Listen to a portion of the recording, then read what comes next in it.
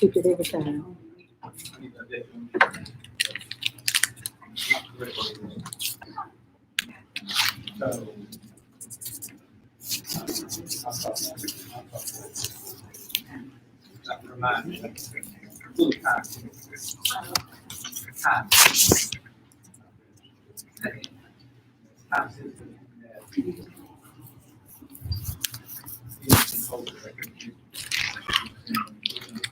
Have a little boom boom.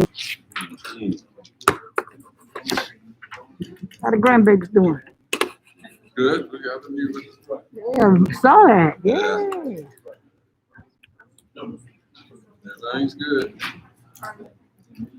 So when y'all start watching that one, when you start keeping that one? Probably.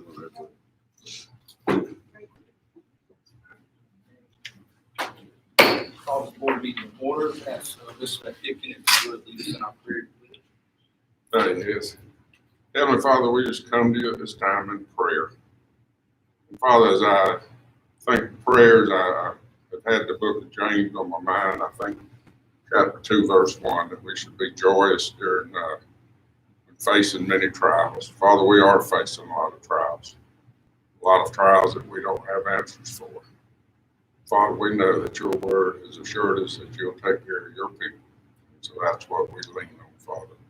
And I just hope and pray that more and more people turn to your word. And Father, I just ask that you give us the guidance we need as a board to make prudent decisions that is in the best of all stakeholders. So we ask it all in Christ's name. Amen. Pledge allegiance to the flag of the United States of America and to the republic for which it stands, one nation, under God, indivisible, with liberty and justice for all.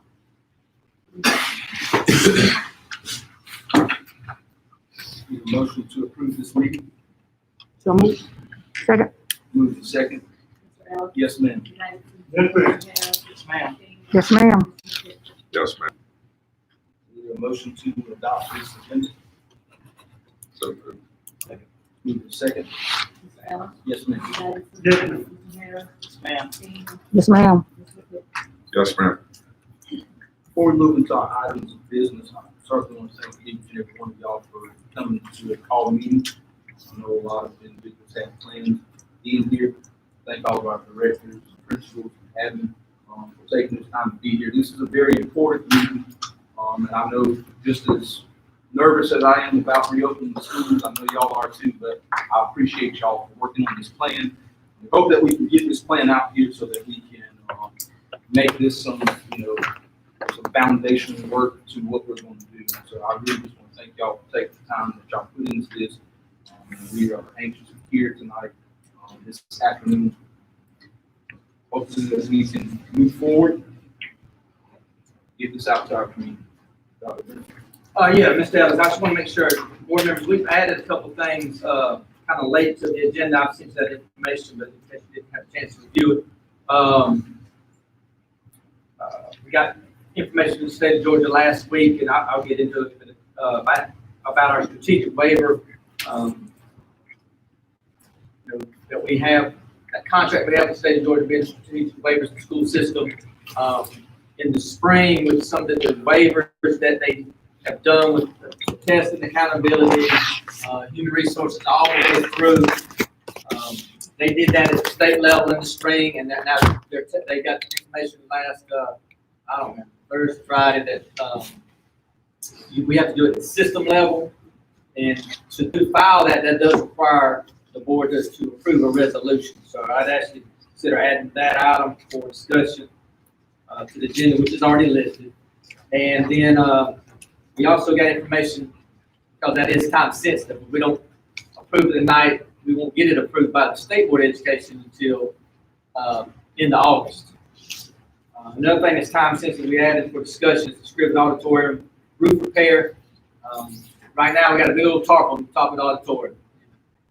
It's tarped, but it's a tarp, it's not a roof. I hear thunder boomers out there rolling around again, so we feel like we got some information to share, ready to move forward, we got a good plan. Mr. Harris and Mr. Elfrey was sitting on the meeting this morning with the architect, companies actually doing the repairs, and also the folks doing the mitigation, drying it out, making sure there's no mold growth and that sort of thing as far as the tornado damage. But anyway, that information's on there. I have that listed on this agenda as well, just for you to consider approval. I make a motion that we, amend the agenda for this item. Second. Move and second. Terrell. Yes, ma'am. Mr. Davidson. Yes, ma'am. Mr. Harris. Yes, ma'am. Mr. Daniel. Yes, ma'am. Yes, ma'am. Thank you. Yeah, let me just, to further those, this conversation, I'll let Ms. Jones kind of tell you, just remind you of the background. But again, this is something going forward, we want to take advantage of the waivers, whether we utilize them or not. We can plan to. If we don't, so be it. But we have to have approval from the local Board of Education as well as the State Board of Education. And the first step in that is approving this resolution.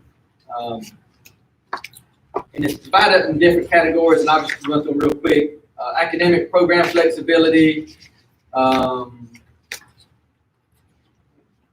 human resources flexibility, financial flexibility. And so, Ms. Jones, any comments?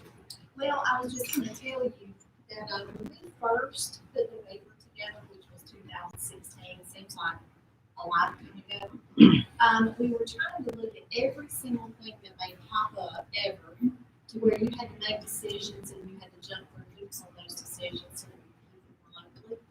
And at that time, we were only looking at like academic and financial. Right now, they've separated some of the categories into human resource. And so when I've spoken to the state of Georgia, they made a list for all school districts of all the flexibility options that other school districts in the state, and I think we've got about 130 that are within the waiver group. And so they put a list of those most commonly asked for. And so with that list, I've just taken the list that we had asked for in 2016, and we're just going to ask for flexibility for any others that we don't have, because we're living in the unknown and we don't know what we're going to have to use. And so that was pretty much what every district is doing, but the state of Georgia actually just has to have an application for each system. And so that's what we look at, is how many people were asking for flexibility. And like I said, a lot of them had to do with human resources, and that's because that area wasn't available in 2016. So they were just basing it on what amendments voted by school. So that's pretty much the baseline for this.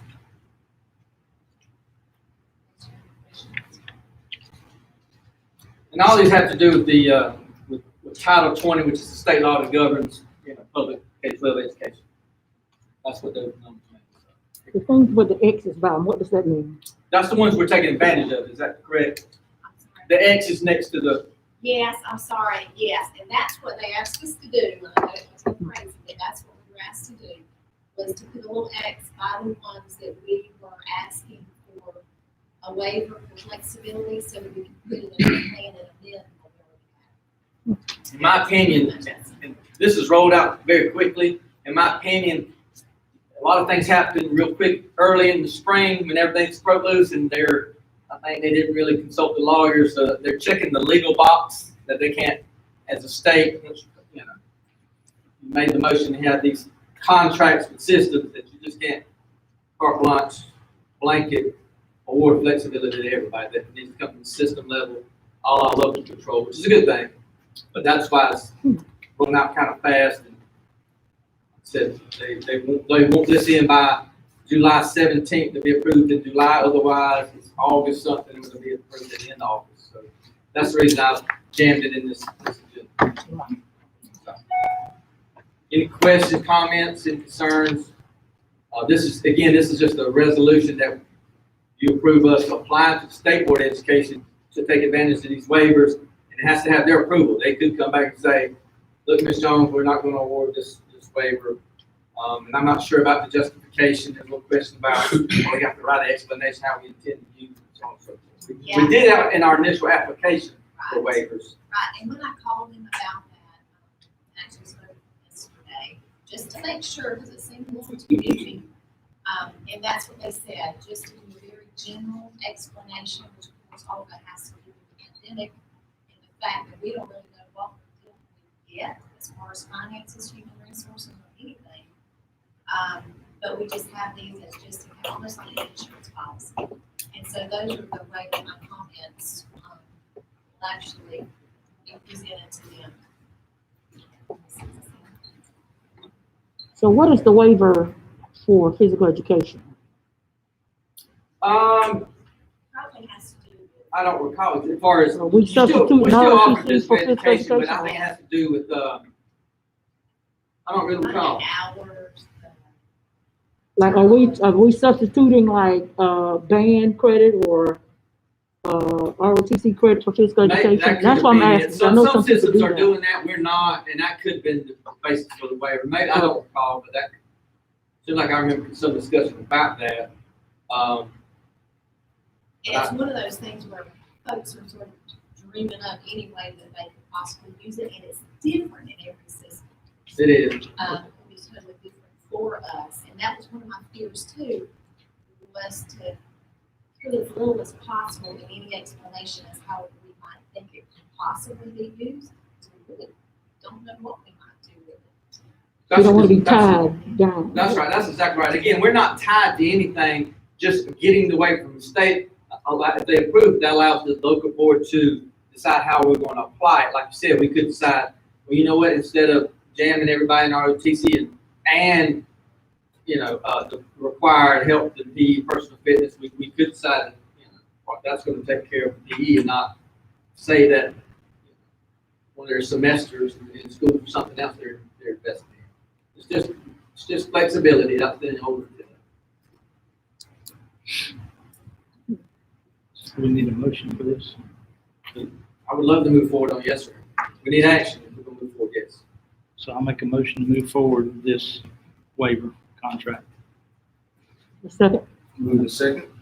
Mr. Ella? Yes, ma'am. Mr. Davis? Yes, ma'am. Mr. Harris? Yes, ma'am. Mr. Daniel? yes, ma'am. Mr. Rickett?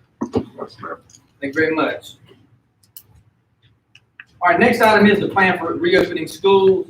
Let me just make some general comments on the plan that, and I'll let Amy kind of run point on coordinate and kind of getting us a document that we can kind of hang our hat on.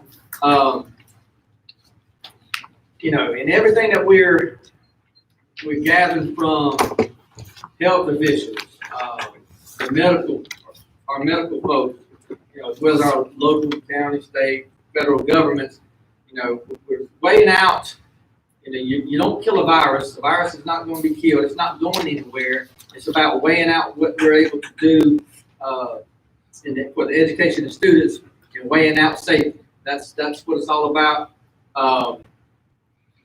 Today, yeah, I'm hanging my hat on, and we've discussed that, and I think these directors understand and agree that students need to be in school. Okay. They need to be in school. They need to be getting more from school personnel besides just, you know, content instruction. Education is important, but we know the importance of social emotional health that we focused on hard the last 2 or 3 years. We've seen, you know, some of the devastating effects when we don't have that in place. So, speaking to doctors, I know we got an email from a doctor today. I spoke to Qantas today. I had another doctor approach me about you need to get kids in school for their overall development, socially, emotionally, and that brain development. They're, you know, if a young child is not exposed to language, to words, to engaging in work, they're behind. They're losing.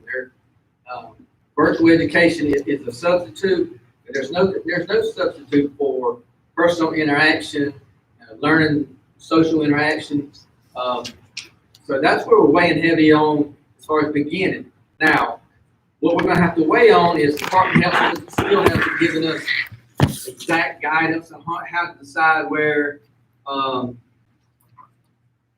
what kind of numbers in the I guess the danger level of what's going on in your system as far as the amount of virus spread that you have. That's a difficult metric, and we're not healthcare professionals, so we're kind of depending on them, because if you have 100 cases and 80 of them have recovered, well, what kind of outbreak do you have? And they're kind of hanging their hat on the 14-day window. In some discussions, they haven't put out what they're seeing yet. The State Board of Education has already said the email I read, what I understood was they've given us pretty much all they've given us as far as guidance. It's going to be up to local decisions to make their decisions what school looks like. So that's how we've kind of built this plan. Coming in our school buildings, there's going to be mitigating factors in everything that we do, from transportation of students, entering the building, the transitory process and procedure we have just flowing in the school, in the classroom, out the classroom, to other places in the building. We're going to try to cut down on that. That's some of the things that we're trying to do. Transportation on buses gets very tough to mitigate for our social distance. So it comes down, and I always relate it, and that's what I told some folks today, that I look at it kind of like we shut down schools, but we recognize the need to feed children while they were out, okay? And we certainly put all the things in place that we could, but at the end of the day, we had sacks of meals, multiple meals, that we were given to a carload of 4 or 5 people sometimes or more, that's passed through several different hands. And so was that 100% safe? Absolutely not. Was it safe as we can make it? I'm very much sure, yeah, I'm safe as we can make it, and still provide the nutrition. Why do we do that? Because the children need to eat, and we know that they don't eat very well if they're not getting meals from school. We're pretty much sold on that. We've seen that through hurricanes, the sheer numbers of people taking advantage of our summer feeding program. So I look at the same thing. Children need to eat. They also need to be cared for and taken care of holistically, not just reading, writing, and arithmetic. Okay, so then I'll let you kind of walk us through, and I've asked these directors to be prepared. They've kind of headed up different areas of the plan. I'll let them walk through. And again, this is, I don't want to say a starting point, because we do need to get information out to the public. But I want you to keep in mind that the governor's current executive order, which he dialed back, he kind of dialed back some things for the reopening. This last executive order, it runs out July 15th, which is next week. All right. He's going to do another one. It's going to run out July 30th. We don't start school until August 10th. So we got 2 more executive orders from the governor that's going to dictate what say so and what we can and can't do, and how much local control we have. So is he going to dial it back down or turn us back up? I don't know. That's yet to be seen. But Ms. Denny, you want to go ahead and kind of walk us through questions before I turn it over to her? Kind of. All right, Ms. Denny. So I think that what Dr. Brinson just said is really important, and one of the documents that I've spent a lot of time looking at is the document that came out last week from the American Academy of Pediatrics. Their whole mission is to look after the overall health of children up to the age of 18, and that's our client base, is children up to the age of about 18. So to me, it's a very common sense document, but on page 1 of their document, they said that the most important thing about reopening plans is that they are flexible and nimble. And the reason that they have to be flexible and nimble is because at any moment, our governor or somebody else could release an executive order that makes us have to change our plans quickly. And so we do feel like that this initial reopening plan allows us to do that, and allows us to have a plan in mind for each of those 3 areas that you see on page 2. So you got this in color plan there. There are a couple of other sheets that you have. There's a 1-pager that Dr. Burgess created that just has facts for reopening schools. We know that this 14-page document is pretty weighty, and once we have approval for it, we'll we'll do, another one that's a quicker look for people that don't want to read 14 pages, but this one pager reduces some things down. The other thing that I included is our emergency plan for distance learning. That's one of the links that's in this, and I wanted you to be able to see that because I think that this emergency plan is part of us being nimble and flexible and able to move to something different. And then I think Dr. McDaniel, he reformatted some of the things on conducting large group gatherings and bolded some things, and so that might be a little bit easier to look at than this one. We'll of course get that included in the document. So on page 2, you just see that the different levels that we'll look at, and actually green and yellow are we're still going to be in school. We're going to be mitigating as many of the dangers as we can. I kept seeing that word in the American Academy of Pediatrics document, and so I said, well, I think I know what mitigation is, but I want to look it up to make sure. And the definition is it reduces the severity. We are not saying that this plan is 100%. I don't believe that there is a plan right now that is 100%, but what we are saying is that we're trying to, within our ability, mitigate the severity of any dangers. You know, we want to take really good care of our students. We love our students and we want to take care of them like they're our own. And so a lot of thought has been put into this document. So, and a lot of people have been working on it. And so I'm going to hush and I'm going to let each chairperson talk a little bit about their different areas there. And so first up, we have Carla Armstrong, and of course, she's our director of school nursing. And Carla worked and led the charge on practicing prevention. So I'll let her kind of summarize that section, and maybe we can take questions on each section. That's Next area was practicing prevention. A lot of the bullets we already have in progress as far as hand washing, covering cough, but we did some extra things to ramp up those areas as far as Rainwater's and I work together, making sure the hand soap is ordered, hand sanitizer stations are going to be available throughout the school for the kids and staff to use.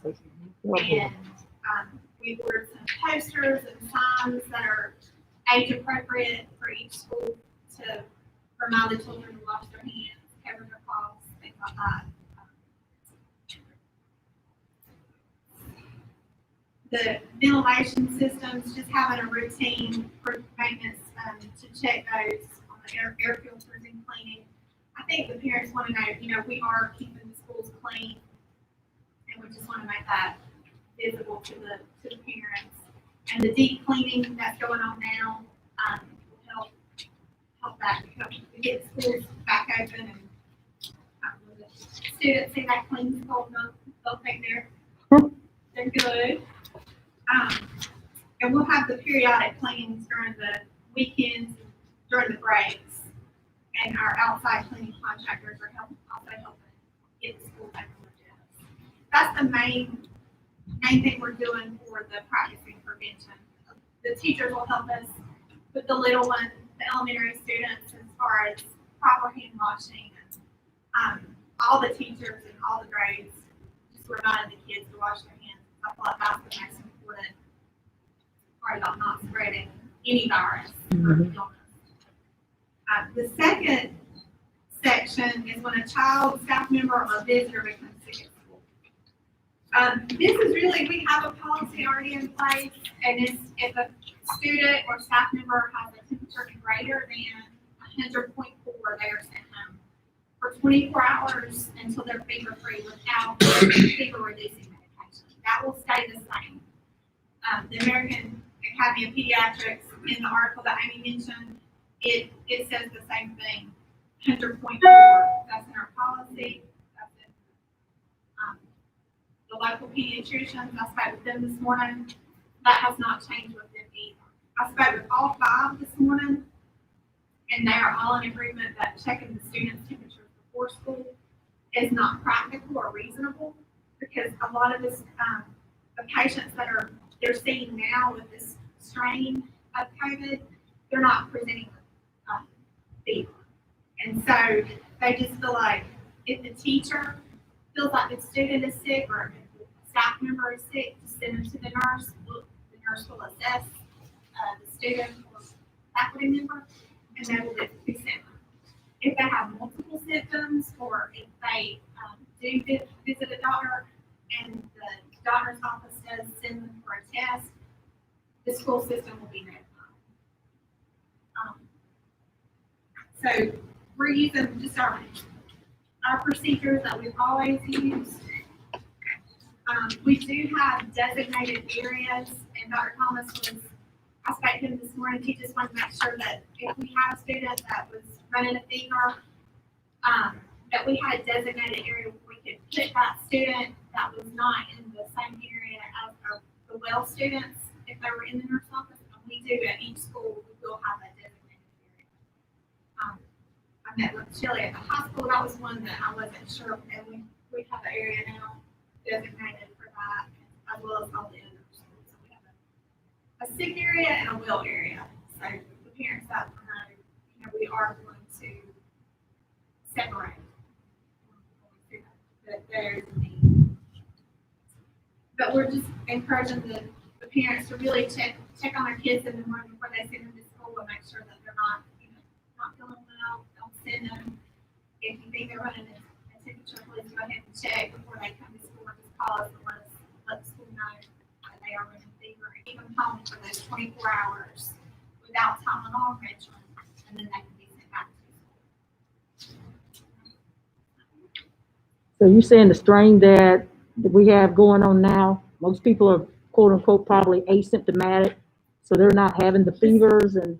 The 5 pediatricians, local pediatricians, Mhm. in the past month, and he said, and Dr. Thompson, Dr. Jones both said that it is changing, and if he sees a change again, Dr. Thompson said he would let me know. But the ones that are coming in that he's testing, they're not running, they don't have a fever. It's like they have common cold symptoms. But other than that, it might be 99, but it's not a fever. Okay. And the same with the article that was put out that Amy was mentioning from the American Academy of Pediatrics, that we need a plan, but we don't need it to be in practice as far as checking on the temps, because where are we going to put on the students that have, the fevers? Same with the elementary students. He said the ones that I see with fevers, they have ear infections, strep throat, or things like that. And when the pediatricians, when the students come to pediatricians, they have to send them to the hospital. And there has been 0 cases, he said, as of today, of COVID patients that he has sent to the hospital. Two comments to that point is that if you're in the information I've read and studied, I feel like I've been in class for the last 4 months, is that you don't kill a virus, okay? A virus is a virus. It doesn't go away until there's enough immunity to fight it back, either through a vaccine or your herd immunity or whatever. It doesn't go anywhere. It's not a bacteria. You don't kill it. And so the whole initial shutdown by the whole country basically was to make sure the hospitals had the capacity to treat folks that were experiencing severe symptoms. They were having lung issues where they can't breathe, and possibly, can't breathe, you don't live very long. So they were making sure they had the capacity to treat that. So that's my understanding is we don't want to create a situation where we're bogging down our local hospital with ear infections, the common cold, some of those things. And we do have rising numbers of COVID-19 patients. Does that make any sense? Mm-hmm. So that's something to take into account. The other thing is the information I've gotten from the epidemiologists in our area that's been limited, but their stance right now is the virus has mutated, which goes along with what you just said, which is common with coronaviruses. Coronavirus is not brand new. There's different coronavirus. We've had coronaviruses, but that's common that it mutates and changes a little bit. Information I got was good and bad that it's already a very contagious disease. It's supposed to become more contagious. I don't know if it's becoming more hard. I don't know why it's becoming more contagious, but it's also becoming mutating a little bit where it's not as severe in attacking lungs. It being a lung eater is what they called it. So It's more like common cold symptoms now. So anyway, that was just something. At first, when it first started here in March, they were checking on the employees' temperatures when they were walking into the hospitals. And even in New York now, NYU, they're not checking the temps on the employees walking entering into the hospital. And same for here at Memorial. The pediatricians said this week they walked in and there were no temp checks for employees. So it's just changed. So this is the same for adults as it is with children, because, that's really kind of been my major concern is I think for about the teachers, adults, the teachers. Well, hopefully for teachers, if there's maybe when they clock in and they. well, we tend to increase we've already ordered thermometer, we get Right. the thermometers there for that, and we intend to promote a self-check system, but also have, because we know we have groups of employees that doesn't work, like teachers, for example, all of them have a computer on their desk, directors have a computer, our certified folks must have a computer on their desk, so we want them to self-check. They need to be aware, so before they can log in the computer, they're going to have to read this statement, or it's going to be on their pop-up on their computer. They're going to press OK, and it has a statement by pressing OK. I acknowledge that, I don't have a fever. I feel great today. And again, that's a self-check. Nothing's 100%. But like maybe the lunchroom, that might not work for our lunchroom workers who are there at crack of dawn. It might be easier for each manager, for those 8 people in that kitchen. Let's go ahead and pop you in for you real good. Do you feel all right? You're supposed to and have a discussion with them. Right. And kind of remind them every week, look, if you don't feel good, stay home. That's still, for 4 months, that's been the most powerful combatant that I've heard is, if you don't feel well, stay home. We don't look for attendance to be very good next year. Okay, I got it. We're not worried about that. If you don't feel good, stay home. Professionals, teachers, anybody, stay home. Do not come anywhere near a school, bus, your job if you do not feel good. Please stay home. We will do the best we can. It'd be better if you just stay home for a couple of days besides, a whole classroom, a whole grade level. That's question. Any more questions for Carla? I know Carla already said this, but I do think a big part of our public relations campaign is going to have to be to ask our parents, if your child is sick, please keep them home. And we'll catch them up when they come back to school. But this has got to be a partnership with all of our stakeholders. And, some of our most important stakeholders are our parents, and so we've got to make sure that we get that word out there. So the next section is all about transporting students, and Dr. Brickson and David Simmons working on that together. David Simmons got a sickness in the family, so I've asked Mr. Morris to kind of speak to that, what we've talked about. Again, social distancing on buses is a pretty challenging thing, but we certainly go above and beyond parts of planning. Mr. Morris, you want to speak to that? Okay. As far as transporting students, we're trying to keep students as safe as they can and follow the Department of Education guidelines. So this is the guidelines that they bring down to us, and we kind of ran off of. So we're going to provide hand sanitizer for all the students on each bus. So we just came up with basically just a piece of PVC with a little cap on the bottom. There's going to be a hand sanitizer bottle sitting there at the top of the steps where they can walk up and get it if they want to. And then, let's see, allow students and bus drivers to wear a face mask. It's going to be brought from home. With understanding students are responsible to keep up with their personal belongings. There will be plenty of supply of disposable masks on each bus if the student becomes ill while on the bus. So I bought several thousand masks to distribute through the school and they come in like boxes of 50, so we'll probably keep a box of 50 on each bus and them out more if they need them. Trips to all field trips are approved by the superintendent. So, Bill, let me speak to that real quick. We've already canceled, we have some summer things that are connected to summer camps, and summer camps we're approved to have. But I think everyone want to go to Jefferson. Well, it's busted loose pretty good over there in Glenn County. I mean, so we nixed that.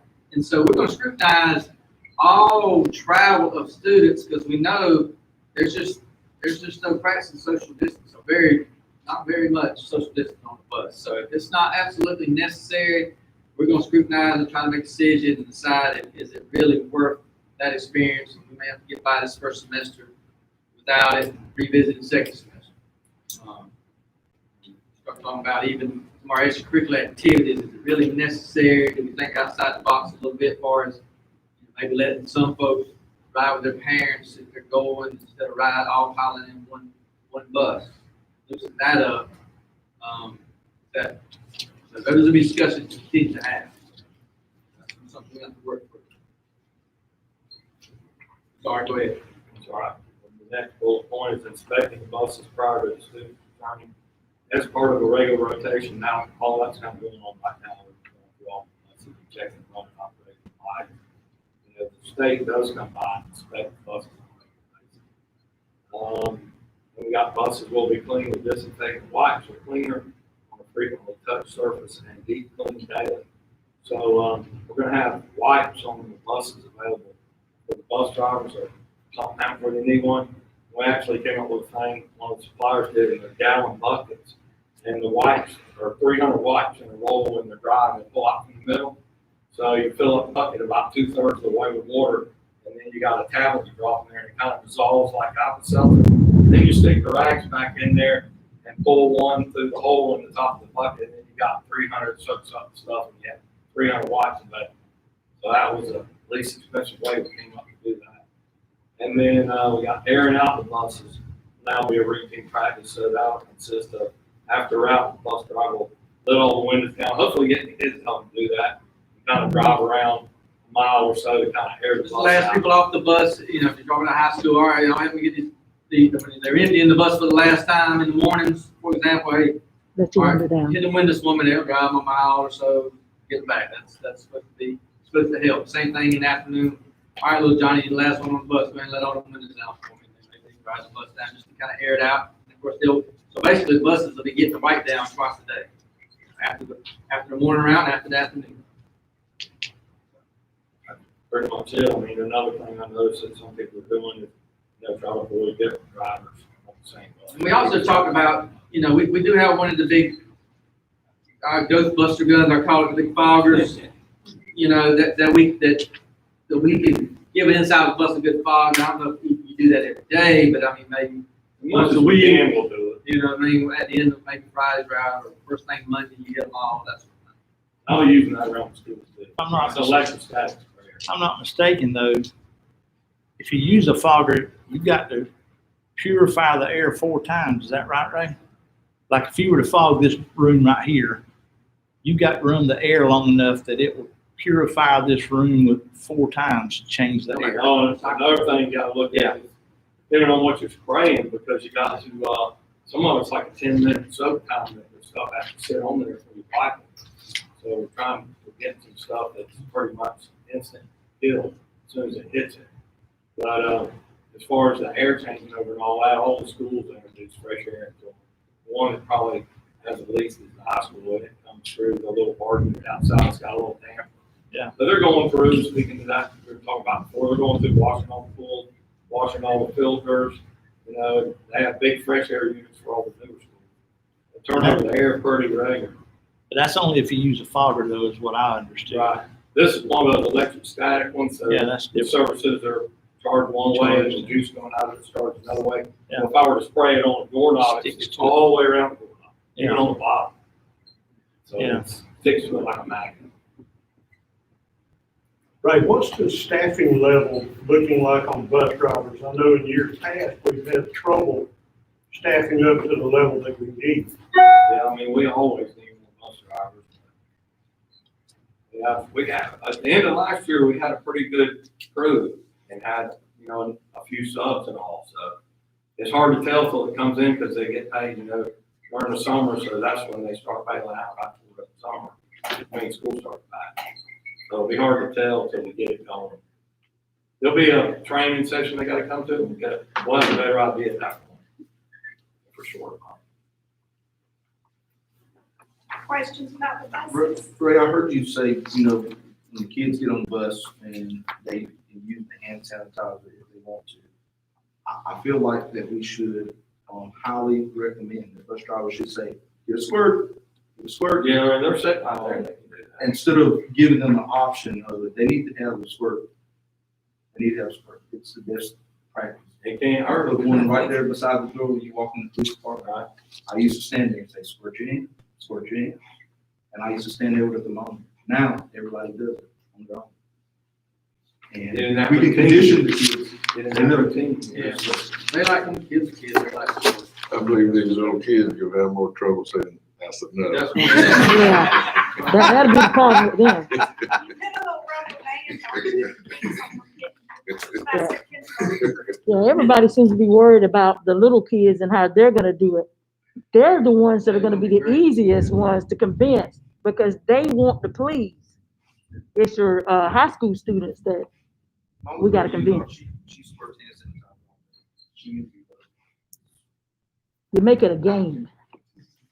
Elementary school, yeah. You're right about little kids, my 3-year-old little grandson, we have some at the house, and he wants to go around and give everybody a squirt. And then he says 2 for me, so he, they like a squirt. So Dr. Burge, any more questions about buses? Dr. Burgess is going to talk to you about entering the school buildings and just managing that, mass of people in the buildings. And that's a great segue because the first bullet on there is talking about hand sanitizer, so I won't go over that. But that second bullet says that students and staff may wear personal protective equipment. At this point, we're not going to require that they do, but if they feel comfortable doing so, certainly allow them to do that.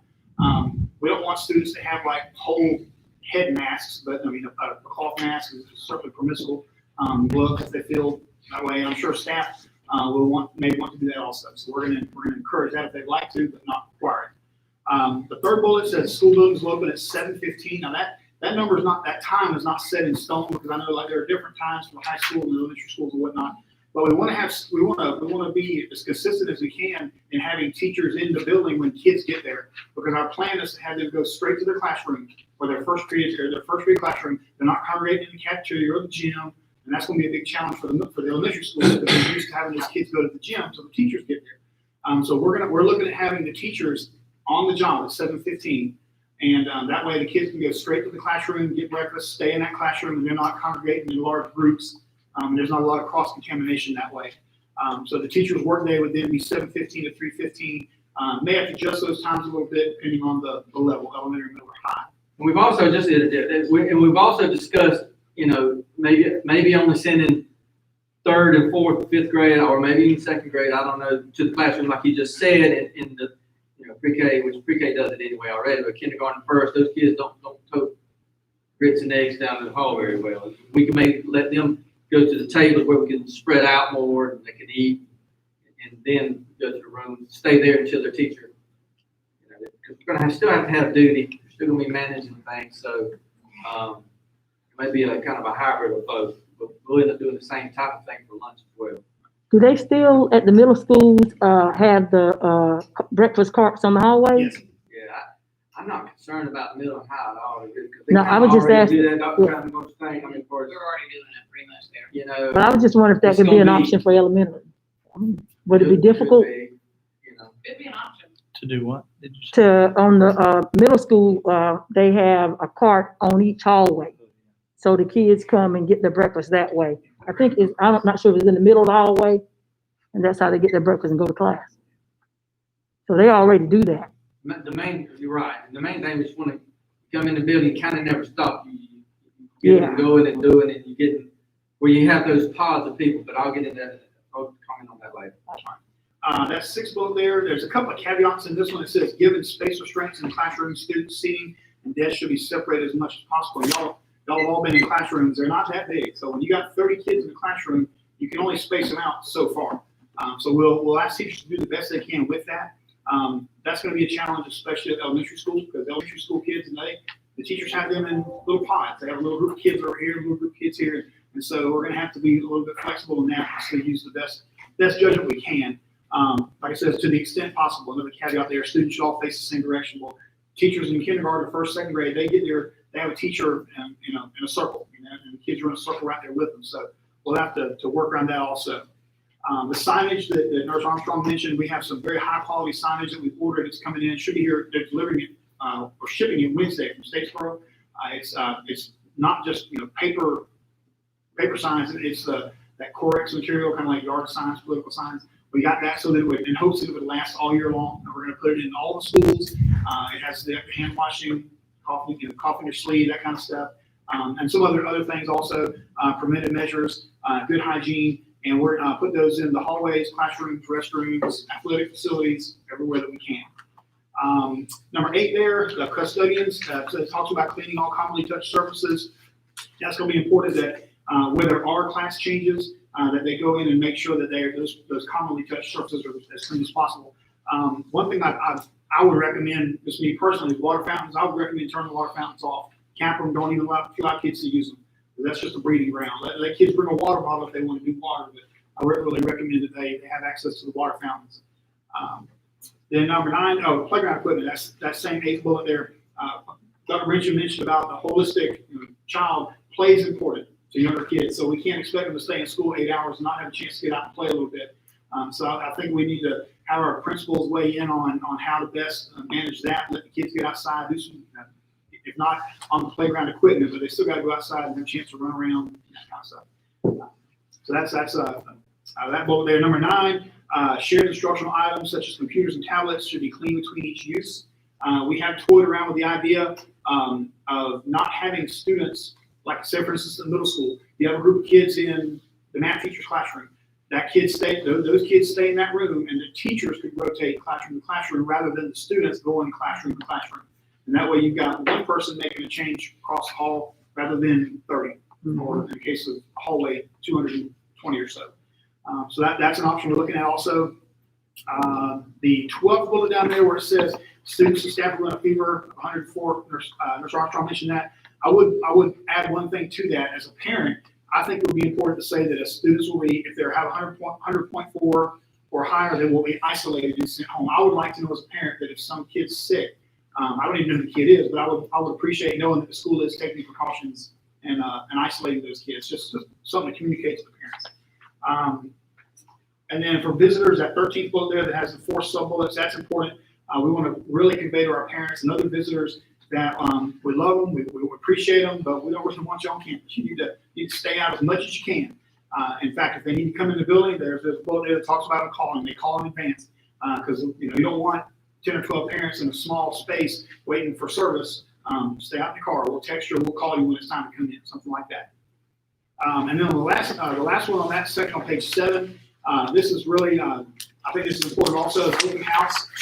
We've talked a lot and thrown a lot of ideas around about open house, how to have a few people in at a time, that sort of thing. I think the safest way to go is just have a virtual open house and allow parents to view a video that the teachers create. Teachers have to have Google Classroom this year anyway, so this would be a great trial run for that. Let them create a short video welcoming students to classrooms, and then we make those live on a certain day. August 6th, I think I said, is the Thursday before school starts, and parents can go in, or teachers rather can contact their homeroom parents or whatever first period parents, let them know the access to the video, how they can get to it.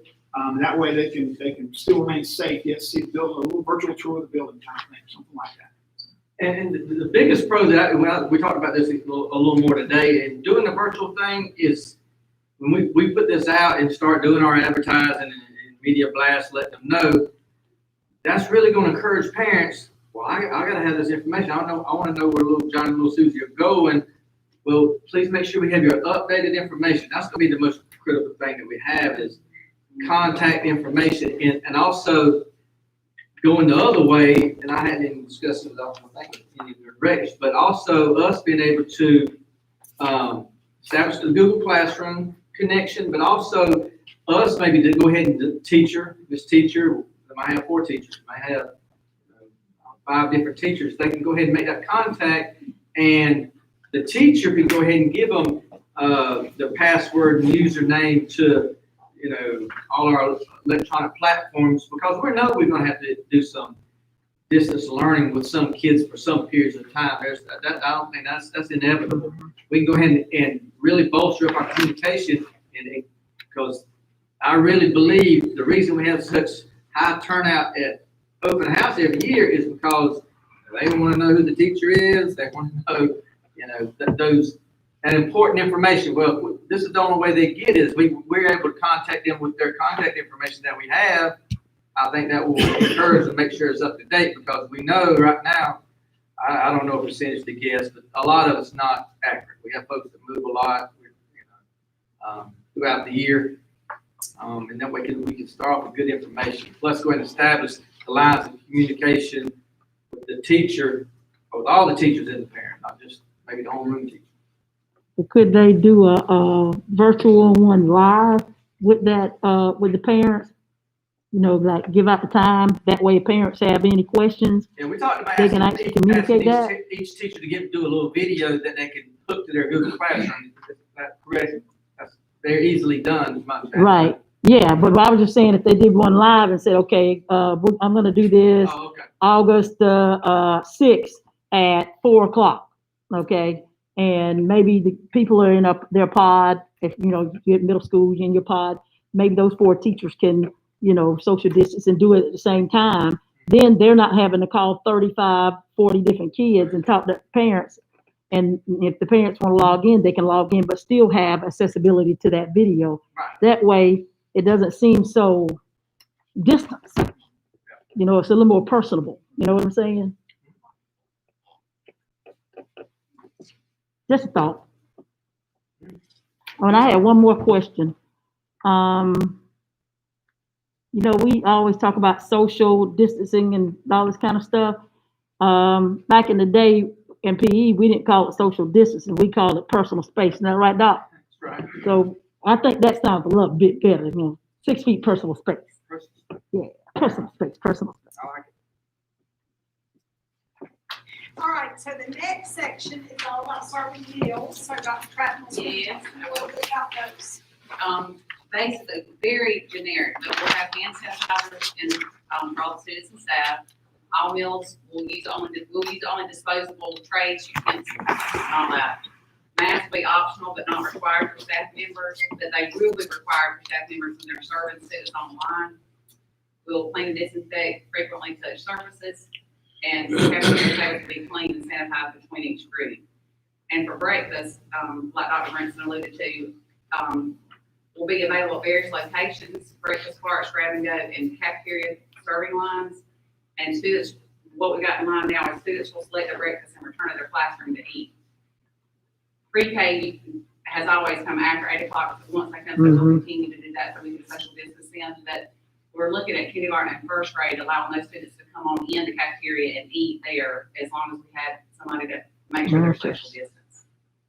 And for lunch, it'll be cafeteria style. There'll be no self-service, which, that'll be a little bit different than what our cafeterias look like before. And you still haven't gotten your state guidance, have We you? have not. And so, of course, with USDA regulations, state federal regulations, they'll dictate probably some more additional stuff that has not come down yet, just like we haven't gotten the Department of Public Health type things that we really need to fold into what we're doing, so. They're like I said, working this on it now, and Yeah. there's a group working. is coming. Yeah, I got a question, of course. At school level, they've worked out how they're gonna do lunch as far as the numbers? That's something we might ask our principals to do, is to look at expanding lunches, getting creative with, as far as distance, letting folks go outside, possibly doing, sack lunch days where anytime we have sack lunch, we'll go outside, and allowing them to go to other places in the building. We're just going to have to work hard to keep it clean, because you take 2 classes in the gym and let them eat in the gym.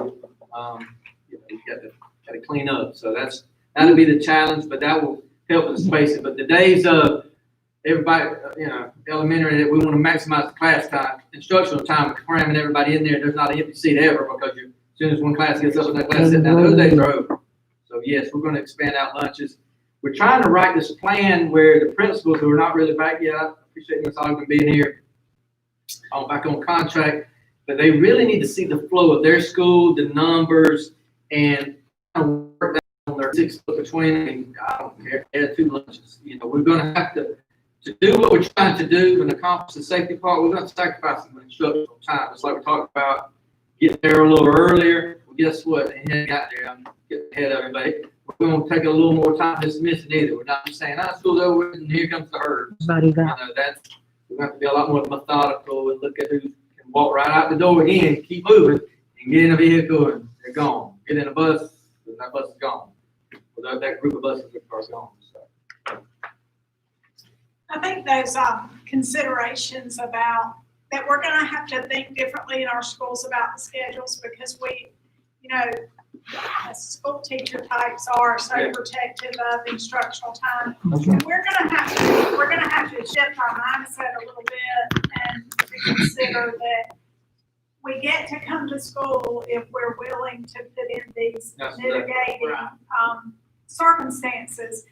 And so we're going to have to shift our mindset, and we're going to have that sense of urgency about instruction, but we are going to have a little bit more tolerance for things like going to lunch, taking a little bit more time, and then all of 5th grade might not be able to be in the lunchroom at exactly the same time, given the lunchroom staff time to clean and those kinds of things.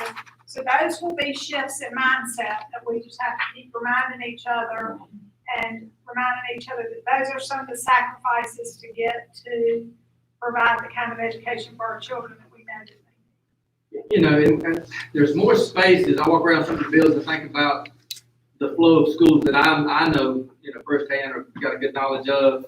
We have more space under the roof in our buildings that, that are traffic for the masses that could easily be transitioned to. We would put some more tables and chairs right over here. Not have as many people at each table. Sorry, not here, but Odom Elementary, their design, they don't have those, they got a great big old open area in their commons area is what I call it. They could easily add some more tables and chairs. Now, they might not be the nice new, brand new matching tables and chairs, but we could put some more there, for lunch. We put the ones that roll out real easy for lunch, and that way we could roll them back out for transition out of school. I think those are types of things that's a little different. What's a little different there than it does in Scriven than it does at Jessup Elementary that has a lot more students. But like I said, the gym, we just got to think outside the box a little bit. Dr. Burgess, do you want to talk about transition? The first 2 bullets we've already talked about there. The third one, in situations where we do have to have class changes, I think it's important to stagger the class changes just to cut down on the number of kids in the hall at one time. So we'll have to, again, the principals will have to weigh in on that and do what's best for their school, their best schedules. The locker situation is going to be interesting. I'm not even sure. The high schools use lockers up there. Okay, so all the ones that really have impacts the middle schools.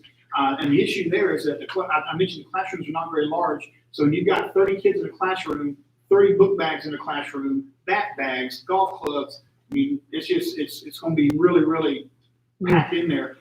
If you eliminate lockers, that's what I was getting at. If you just don't have lockers completely, just do away with them, that cuts down on kids in the hallways at certain times. That might be an option. So that's something that, again, the principals will have to weigh in on and give us some input there. And then that last bullet, requiring students to walk on the hall 3rd time.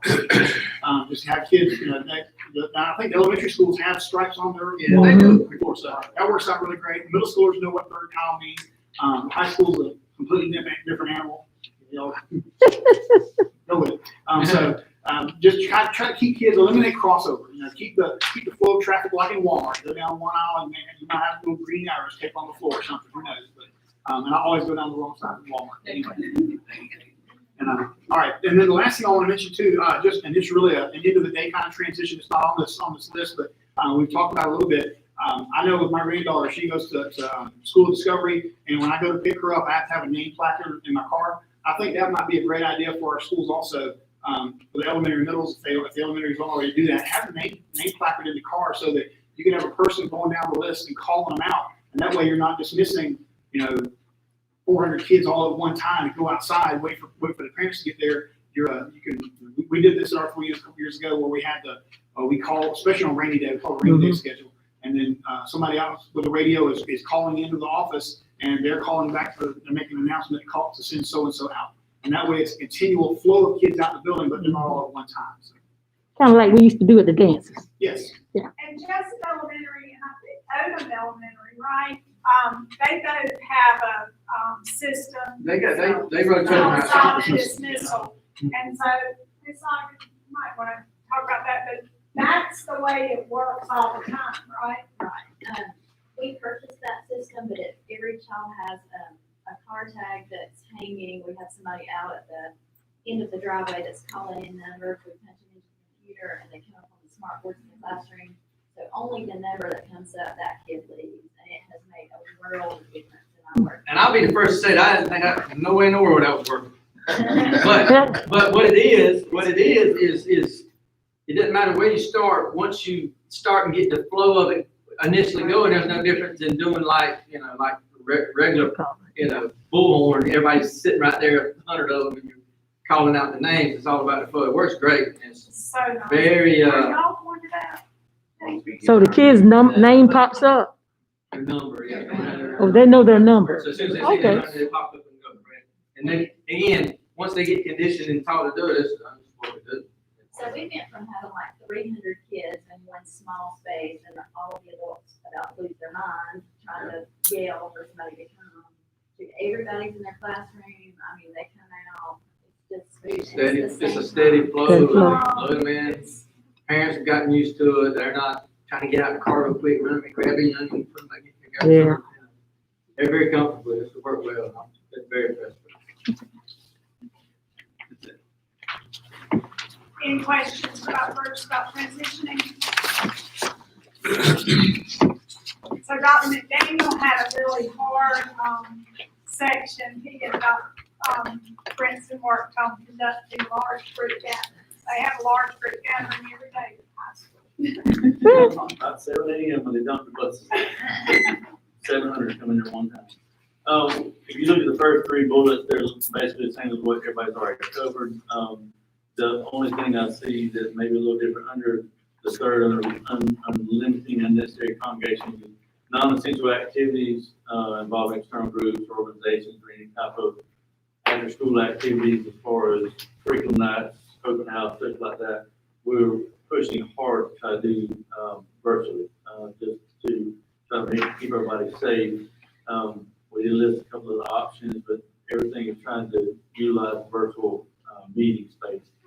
Under transportation, and a lot of these things have been covered, but we kind of thought about them in a little different sense since there's going to be large groups coming in at one time. But maybe, and we talked to Mr. Simmons about adjusting drop-off time so that maybe they're spacing a couple of minutes apart versus dropping off all the masses at once, so that we can, walk the kids through, keep them moving, go through the grab and go, and get them on down the halls. And I think we got an idea of that. Instead of them, you got 20 buses out there, everybody, okay, 705, pop in the door, you kind of come up in and you maybe drop off, maybe not one bus, but maybe 2 buses at a time. Yep. Go 2 buses leave, 2 more buses, and then get off. That way you get the steady stream, kind of what we're talking about. As long as there's a steady stream, even with those numbers at high school, and you keep them moving, Managing. you got a lot of room there. I think they can go through the line and go straight to the room and keep moving. I think that's going to be doable to keep some distance, not the, gathering challenges. Gotta keep high school kids moving. Once they stop, they congregate, socialize, which is what they do, which is fine if they long term moving. And like the system she talked about, she has, or releasing car riders 5 minutes early versus buses, trying to do buses in waves, trying to be creative so that you can keep kids moving to the bus ramp, so they're not congregating. You can do it in waves instead of all the buses sitting there at once. That will help as well. Having faculty members that aren't in class that have four block planning, or at last year they plan and kind of be out in the hall trying to help monitor and keep kids, like you said, keep kids moving. Morning drop off times, kind of again adjust adjusting those times so we can keep the flow, just kind of keep the flow, the steady flow in the building.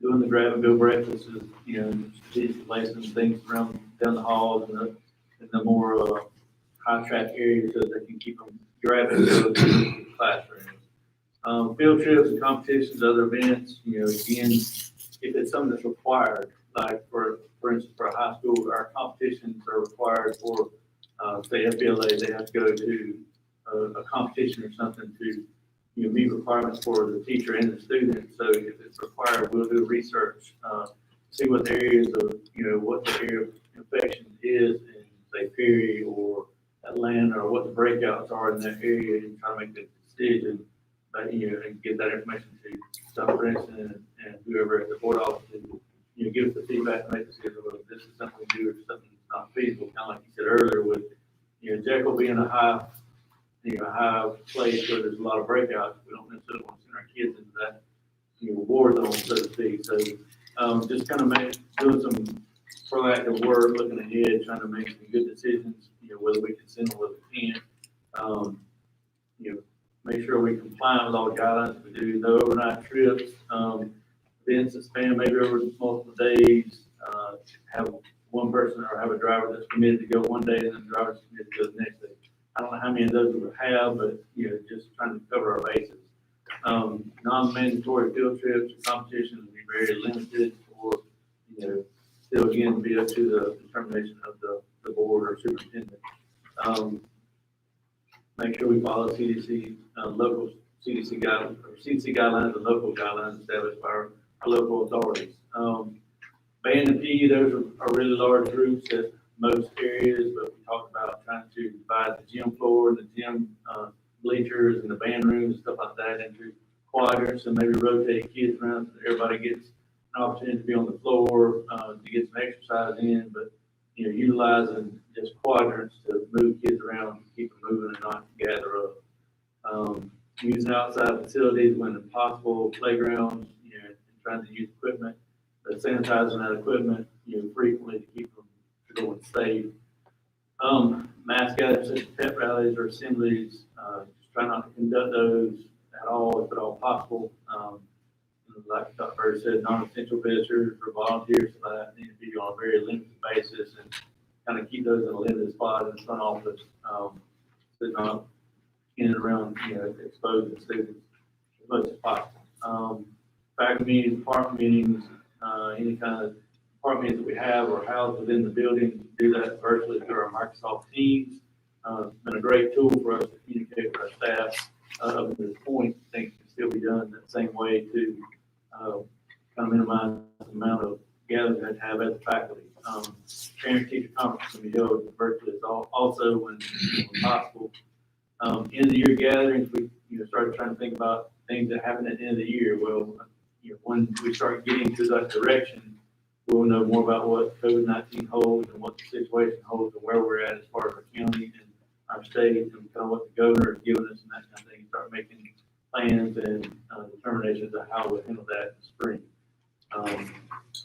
Trying to identify staff members with pre-existing conditions and limit their exposure. Kind of knowing who your folks are in your building who have conditions that may be compromised, so that you can help facilitate their work effort and work ethic as much as you can. Again, have a media specialist rotate groups through the building on assigned times, so that again, keeping that flow moving so we don't sit and gather. And some Dr. first spoke of again was elementary schools rotating teachers instead of the whole, all classes.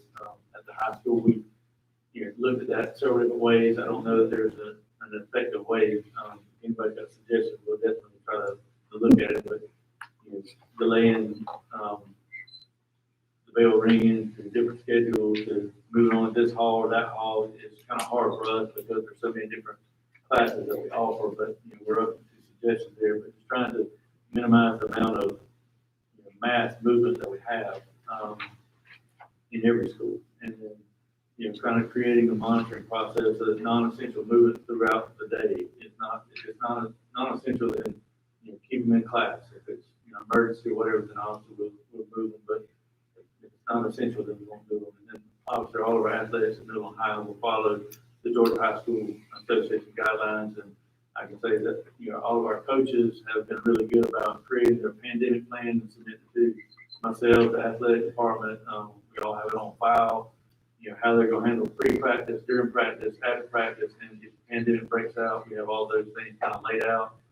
We even have some extra things at the end, if this happens, if that happens, how we're gonna handle it. So the coaches have done a really good job following, what Dr. Hines, the executive director for Georgia High School, has put out, and, and the governor as well, to, be able to conduct practice and conduct our athletic events and things that we need to do to get ready for the fall and be as safe as possible. So, doing a lot of sanitizing between practices and using equipment and stuff like that, but they've done a really good job of that as well. Have we fixed in all the exits that, go outside of each hallway? But don't forget, like, going out 300 hallway, if you could go out 300 hallway and go to the 400 hallway that way, or something like that. Have we done anything like that? And we do, they use the outdoor exits already.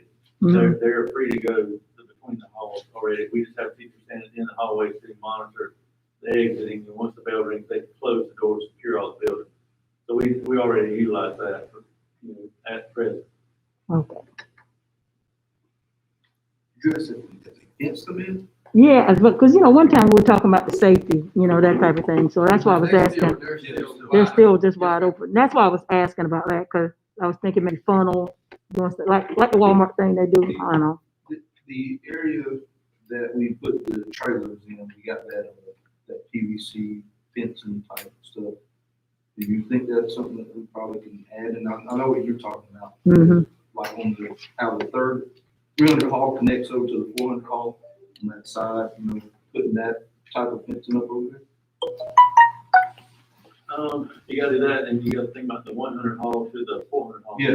That's a long run right there. Mhm. You would have to fence in as well. We don't have a lot of, Officer Katie does a really good job of monitoring kind of around the outskirts of the building. And, he sits in strategic places. We do have teachers at the end of the hallway to kind of monitor, so we don't have a lot of people walking off campus and try to watch the traffic coming home to campus. I think at present, we could certainly do it, but if you're looking at additions one day to 400 hall or something like that, and you kind of, I say, we're wasting a little bit of money, but.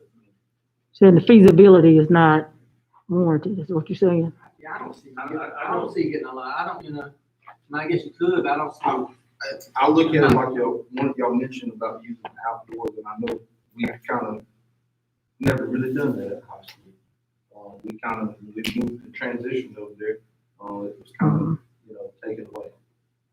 And I know there are a lot of people in there, and I just listening to what Coach was saying, opening that outside and having that funnel more probably could help us with.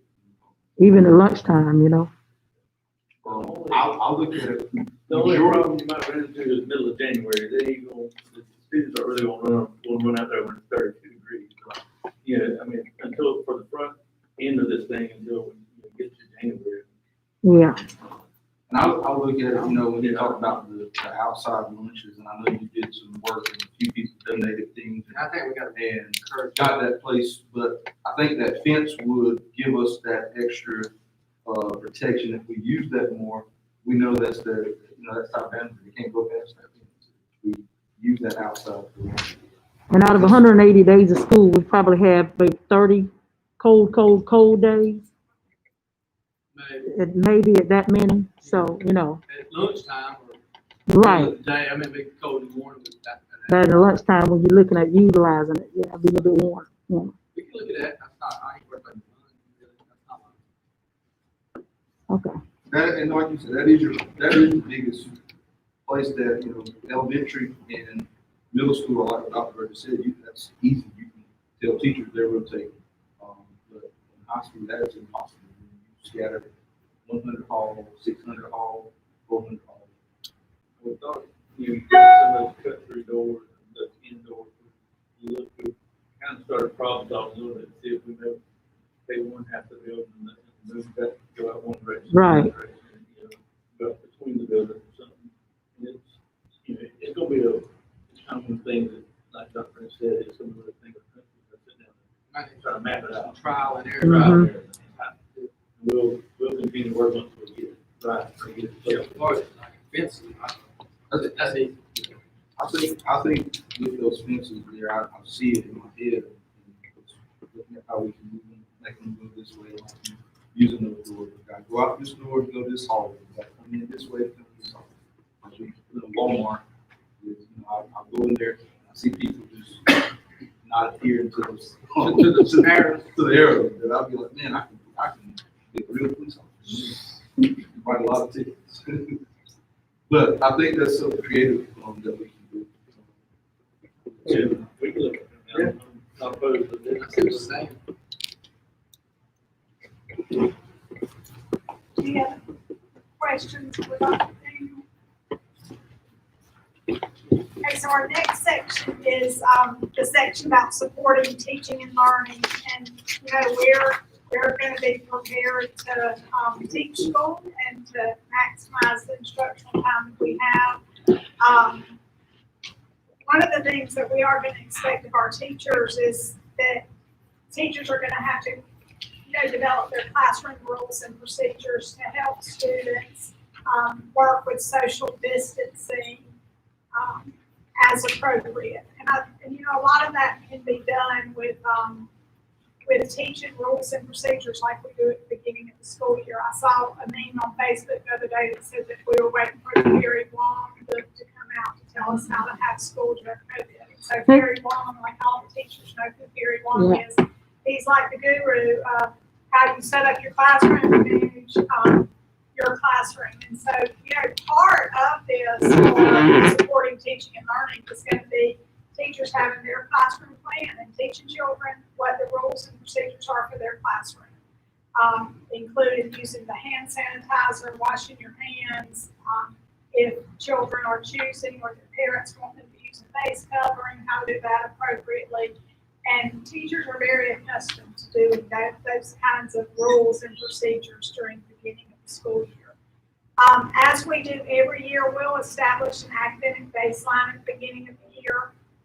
That's going to be even more important this year.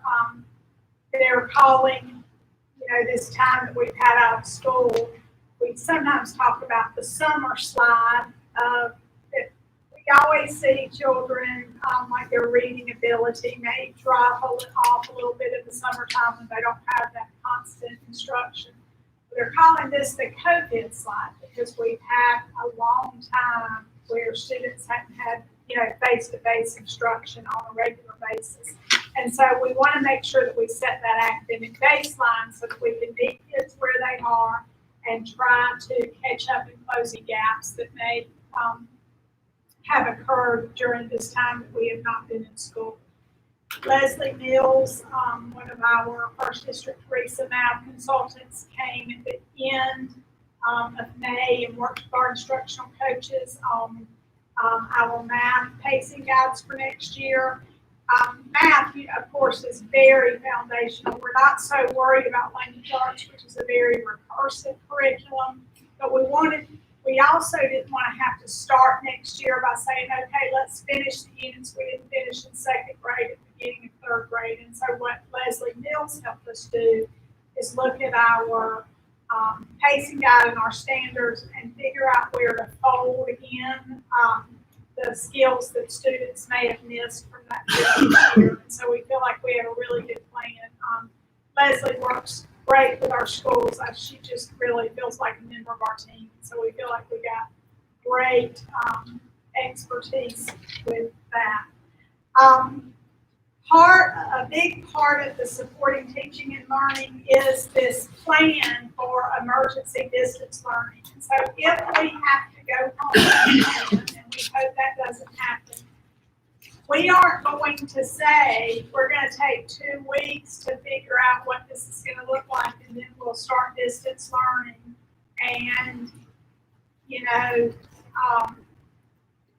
the expectations are gonna have to be greater, that everybody is participating and that, there are not quite so many choices. And so part of that is having a plan and having every teacher start out with a Google Classroom or a Google site. A lot of the experts are recommending that Google sites might be more appropriate for our youngest children, kindergarten through second grade. And that teachers will go ahead and be using those tools, that students will go ahead and at least once a week turn in an assignment through the Google Classroom.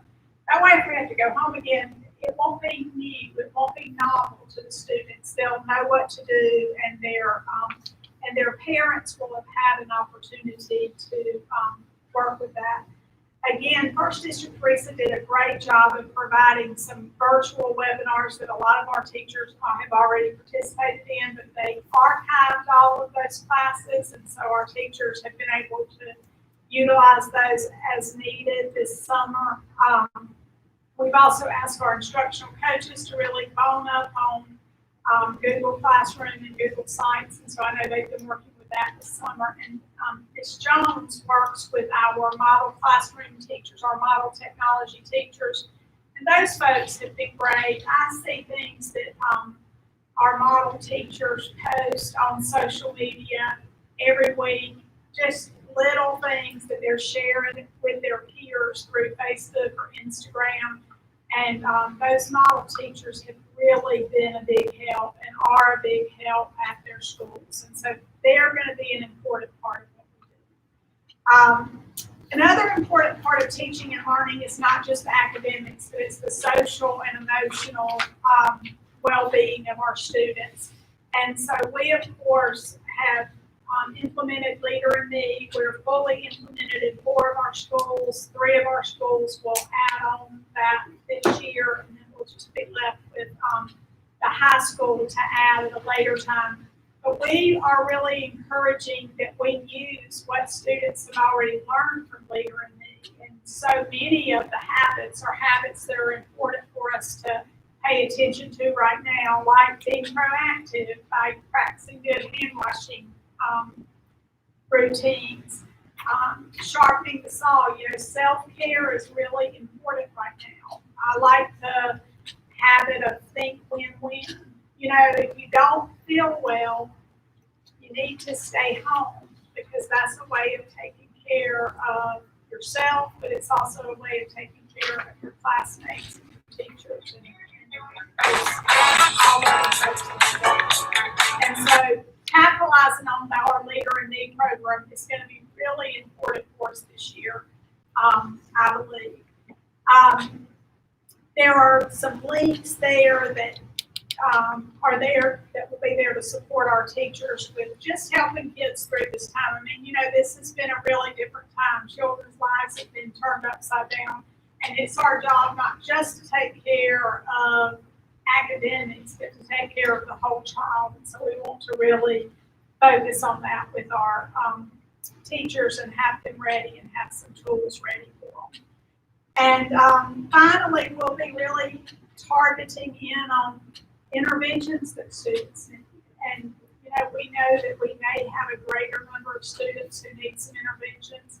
We are going into this school year with the message that every single minute counts. And while we do have to take care of our teachers with professional learning and make sure that they have the things that they need, we need our teachers this year in front of our students as much as possible. And so we're really going to try to limit the number of days that teachers are out of the classroom for professional learning. We're going to try to get really creative about using their PLCs and our teacher work days and maximizing that time so that we can have teachers in front of kids and teaching them.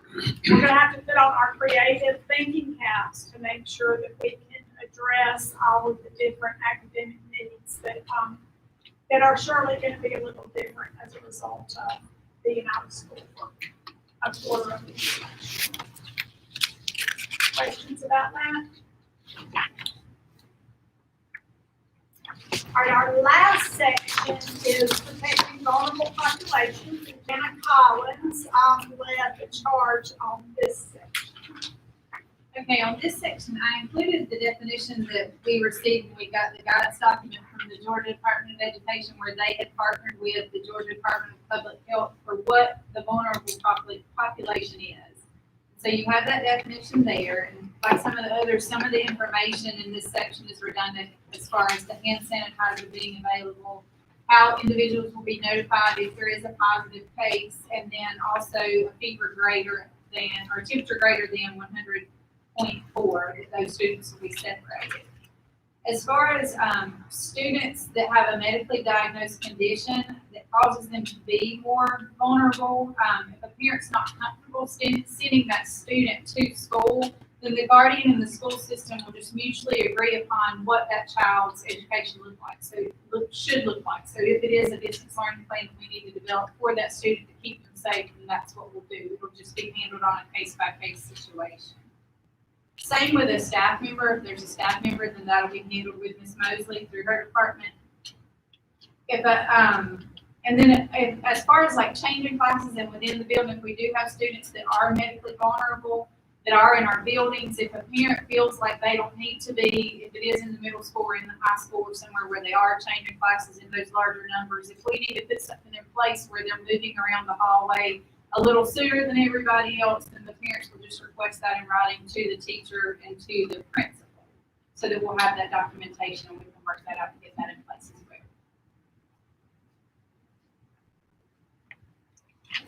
well. So are we not giving, parents, that may have that concern, the option for this? We are, and that's what I was gonna say, we're expanding that out. This is obviously applies to students with the IEP or 504, but this is also where we're gonna expand that out to parents that has a concern about their child, medically. We're looking at, I was looking at my phone, tentatively, we're looking like at the last week of July, giving them a week, give parents a week to set up an appointment with the building administrator to discuss that, review it, and make sure they understand what it looks like if we go into full distance learning, in that kind of situation where it's not an IEP, I mean, it's just we decided to test with the child's health, and that's how they're going to get their education, that they understand all the things that go into it. As far as, we don't need to bounce back into, just because their life. So are they gonna be committed to like 9 weeks or a semester? Probably a semester. High school gets very difficult. We can look at it on a case-by-case basis, but definitely no less than 9 weeks. I mean, that's, we need a clean break in grading, evaluating, and communication of things. But again, that would be the smaller group, because that's how we would manage that. Mm-hmm. And so we would just sit down with the parents, just like getting this information out. That's the way I would like to communicate it to the community. I like to communicate it to our principals and then eventually our staff. But all this information out here, we're working on, Dr. Burgess, coming up with a one-pager to try to, these are the facts of reopening school, what it looks like. Put all the information out and let everybody that's got a question respond through. I know that can be dangerous, but I think it's going to be more beneficial if it's responded to us in an email. First of all, where we can group, is that a parent? Is that a staff member? It's whoever, where we can address it in different ways, and we know who to address. It's just not some random person just looking to make some political comment, or maybe, we want to interact with the person. The person has concern. We want to talk to them, right. Call them up and say, help me understand what you meant by this. And I think eventually all the questions will be answered, and then it comes down to personal choices and what we have the capacity to offer. But yeah, that's where we're going to address parents with medical concerns. We don't want any child that's has any kind of medical concern or vulnerable up there. Even though we know our school-age children do very well with this virus, we don't want to be the exception to any kind of rules. Well, I got an email that I had some. I promised that I'd ask these questions. I'm going to ask them, and I know you can answer them. So. They asked, is there any possibility of starting the school year later, September, as Wayne County COVID cases are rising and we are in an accelerated spread zone, da da da da da. I'll go ahead and tell you my opinion on it is that I don't too much know the answer to that, really, but I would say my previous opinion on that was because they're saying that in October, November, that it's going to rise, that it was better for us to, go ahead and embark on what we can embark on now, because later on, we may have to go completely to distance learning. Well, and I'll go back to my comments at the very beginning. I don't think we need to change the start of school. I think we need to get in there, get it started for the reasons of getting everything in place, because yes, there's going to be some distance learning going on at some point in time for some pockets of kids, some medically fragile kids, might be the whole third grade of the school, might be a whole school, might be a whole grade band, might be the whole system. If it can, things deteriorate, we're going to be in a lot better place than we were in the spring to continue learning. That's just not addressing the whole child's needs. That's the reason we don't want to go there anymore. We have to, because we're not addressing those needs. Well, then they ask, is a staggered schedule being considered at all? Like A-B schedule or, Yeah, I've heard those plans around the system. I just, and a lot of things sound good, but when you're talking about, with our populations of parents that work, have things, they're going to end up with kids, and this child care is going to be a problem. That's unmonitored children. We have 15-year-old that was missing. Thank goodness, I think he's been found. All those bad things. They're not at school. Bad things are going on. That's just where I'm at with it. All right. Then they ask who will be responsible for teaching the kids the safety measures. Hopefully the teacher is, and everybody in the school. We're going to spend a lot of time, and that's what we're going to have to educate our administrators on, that we got to change our mindset. Ms. Denny alluded to it a little bit earlier, that we have to change our mindset that, yes, we want to teach kids, but we got to get to the point where we got all these things taken care of. We've educated folks. Look, it's common practice now. You keep your distance. You stay in your personal space. You hit the hand sanitizer when you go by. You don't go in the bathroom more than one or two at a time. Whatever we put in place, we got to get that down pat first. So the people in contact with kids are the ones teaching the kids. Administrators are going to be working with teachers to make sure they're up to speed. The central office is going to be there for support, getting them what they need and further support, just like we do with everything else.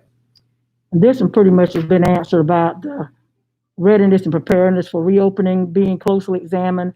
And does Wayne County health officials consistently, are they consistently involved in the decision making, which Carla says she's got addressed the. Yeah. And I'll speak to you. You have some of that last point. Well, just that on the staggered schedules and things like that, the American Academy of Pediatrics actually addressed that in their document, and they have erred on the side of that there's more risk in students only having half the time to learn face to face than there is in actually doing that. And so to me, this is not a hard read, this American Academy of Pediatrics document, but it is the most common sense document that I've seen.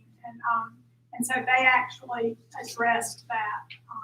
Yeah, I read it. Some of the stuff I agree with, but some of the stuff I look at and I go, as a former teacher, as a current teacher, I go, these are people that are making decisions about what's going to happen in a classroom setting who have the luxury of saying, okay, I'm only going to allow 5 people in my office at a time. Or, we don't have that luxury. Teachers don't have that luxury. You've got 30 plus kids in some cases in your classroom. So, I admire that they're giving all these instructions, all these ideas, but they're giving these ideas in a setting that they're not familiar with. I mean, that's just my personal opinion on that, but I do agree with, some of the things they say, and that's with anything. Yeah. But again, we're meeting with Department of Health officials. Our Department of Health locally is great.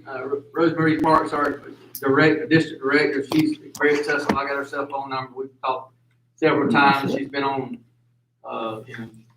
Teams meetings, Zoom meetings with superintendents in this, 17 district area.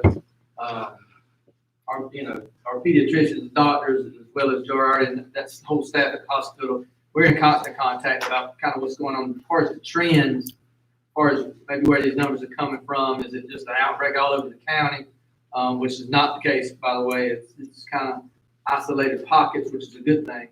When it's spread everywhere and it's that's not a good thing. I mean, looking for a mass outbreak, not just, oh, we got a little pocket of folks that were interacting together. But those are the ones you can isolate, get through the 14 days, 10 days, whatever it takes to get them when they're not contagious, and then move on. I got one last thing to say. Right. Dr. Brinson, Ma'am? thank you for formulating this group, this team to lead us into next year. And I know that a lot of people think that they work 1 or 2 days and that's not it. Poor Amy. I had to calm me down one day. I called her on her day off, you know, to give me a little peace of mind and everything. But I know that all you all have done worked hard at doing this. And I just want the general public to know that this is, like we've always said, this is a new frontier. Nothing's going to be perfect.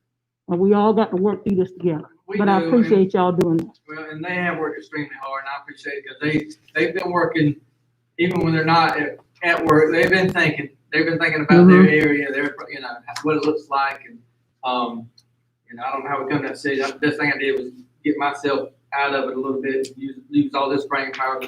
It will change. It's not perfect. We're going to do some trial and error that we've discussed. But I think it's the best thing for our kids. And I'm not sure that we're not going to be in the minority of really trying to get our kids back in school. The trend, when I'm hearing people are just nervous, and I understand, I get it. I get it. I promise I get it. But if we're going to put kids first, all right, and I'm gonna say this. I think our employees are second. I really do. We have our employees. We have folks that are, you know, older that are employees, and then of course our communities, you know, right there, right behind. That's something we need to take into account. We're in the education business. You know, we got to take good advice from our health officials, and I got enough that I'm comfortable with doing exactly what we're talking about and correct course. You know, make some common sense decisions. Try to weed through some of this political stuff that, you know, is folded in, and, you know, it's okay to say, that didn't work. That was a bad mistake. We're not doing that anymore, and do something different. You know, I don't have any problem admitting mistakes. So, I just want to, Coach, I'll tell you, it's been very interesting to watch everything unfold. But I do appreciate your consistency in wanting us to be on the cutting edge of providing education, because you're the board member who's still in the classroom, and I understand that. I understand that concern. I understand that fear and that nervousness, making sure that we want to do everything right. So, you know, I appreciate you. You know, it's challenging to try to figure this out, but it's necessary. And I just want to clarify this, Doc, because I was trying to, with this protecting the vulnerable populations, when you talk about expanding this service. So this is, when you said expanding, if this is a kid who does not fall into this criteria and they don't have an IEP or a 504 and they're just some kind of there needs to be some kind of medical concern. Let's figure it out. We don't want anything, and that's going to be a wide latitude to get that done. You know, but there is a line where there's, you know, well, you know, I just don't like it. You know, but I want to have a chance to sit down and talk to that parent and say, let me explain to you, if you do this distant learn thing, what it looks like. You know, what are we going to do with a parent who says, I'm refusing to send my kid back, and they don't fall into this category or the expanded service? Well, they're going to have to make some choices if they don't. You know, we can't run two school systems. I said it from the get go. We don't have that capacity. We're not big enough, or we're not small enough to do that. I don't want to tax our teachers in trying to teach, you know, 70% of their class during the day and 30% virtually. That's not fair. But with this model, what I'm talking about, I think we'll have a small enough group that we can expand our hospital homebound compensation model. We'll have teachers that are interested in going outside the school day, before, during, after, and interacting with kids and taking care of. But I always I'd like to start off with the medical approach. And if a parent feels real strong about it, we'll work through it, talk to them. we'll start off with the principal and I'm the next line after that. Let's sit down and talk about it and we'll go from there. But I'd like to get the information out there first, because the next thing is going to be, and I'll go ahead and put that out there, is that if I'm not comfortable with my child coming to school because of whatever reason, then I don't think they should be comfortable enough for extracurricular activities, playing football, band all day and interacting with 100 kids and so on and so forth. I mean, that's what I mean by sitting down and explaining to the parent that this is what it looks like. You're in high school, you're committing this to a whole 18 weeks, and it's not like it used to be in the spring. We got to get this work done. If you don't get it done, they're not going to get credit. It's going to be assessed just like it normally is in your classroom. And I'm worried about the misinformation because we went through a spring, it didn't look like that. There was not a pile of accountability. We did the best we can. We tried to take care of people, is what we did. That's not how the case is going to be going forward. Just can't do that. So it's not an option to do a simultaneous teaching in the classroom and virtually? Is that not an option for that to happen? No, I don't see the capacity of us being able to do that. I mean, you're talking about just taping yourself and hope they get on, you know what I'm saying? No, I mean, like if I'm teaching first block health, okay, and I've got Rodriguez, and his mama said that he's just not coming to school. If he don't come to school, I'm putting him in Georgia virtual school or something. But that's the talk, okay?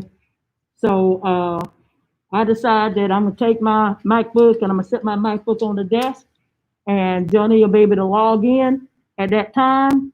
He won't be able to see any other kids in the classroom, but I will be able to view him.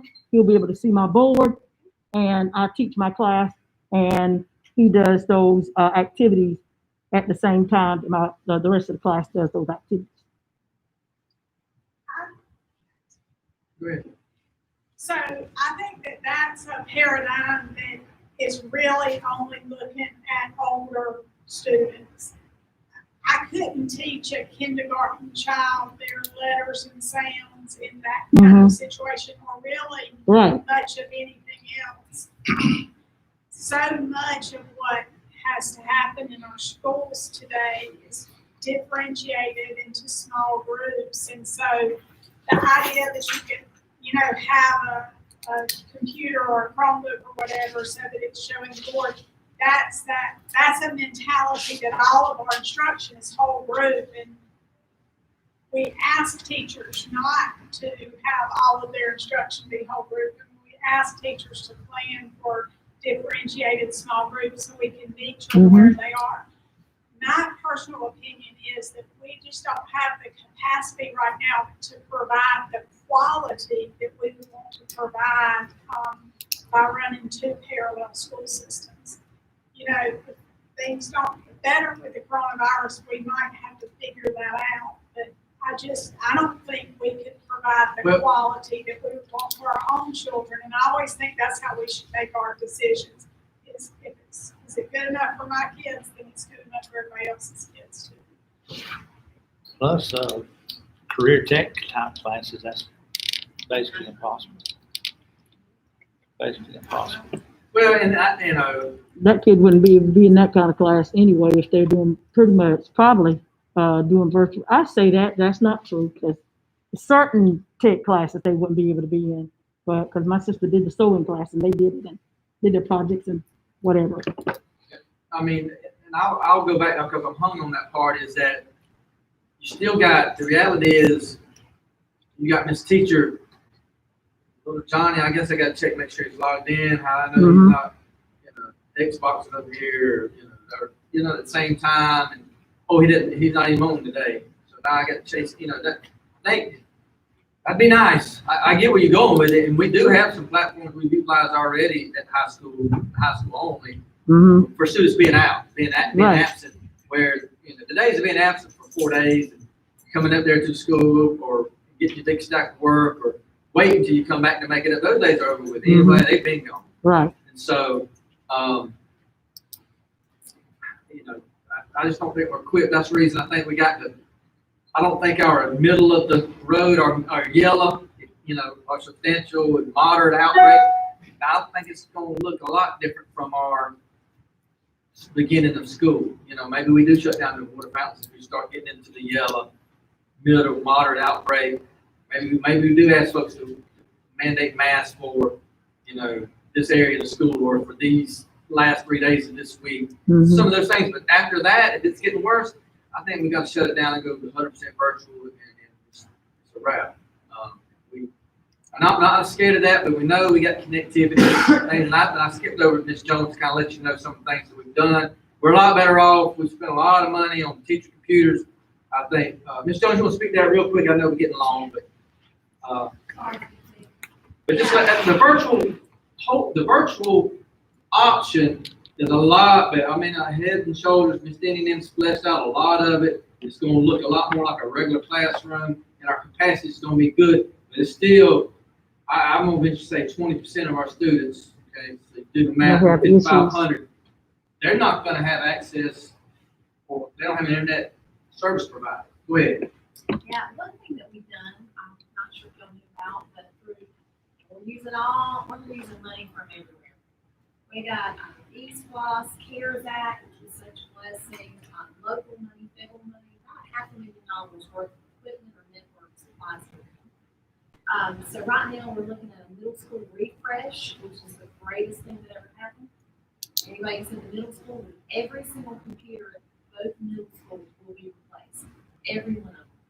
And that means that every computer in a building will be the same kind, same model, same everything, which is going to help so much with repairs and the time spent for repairs.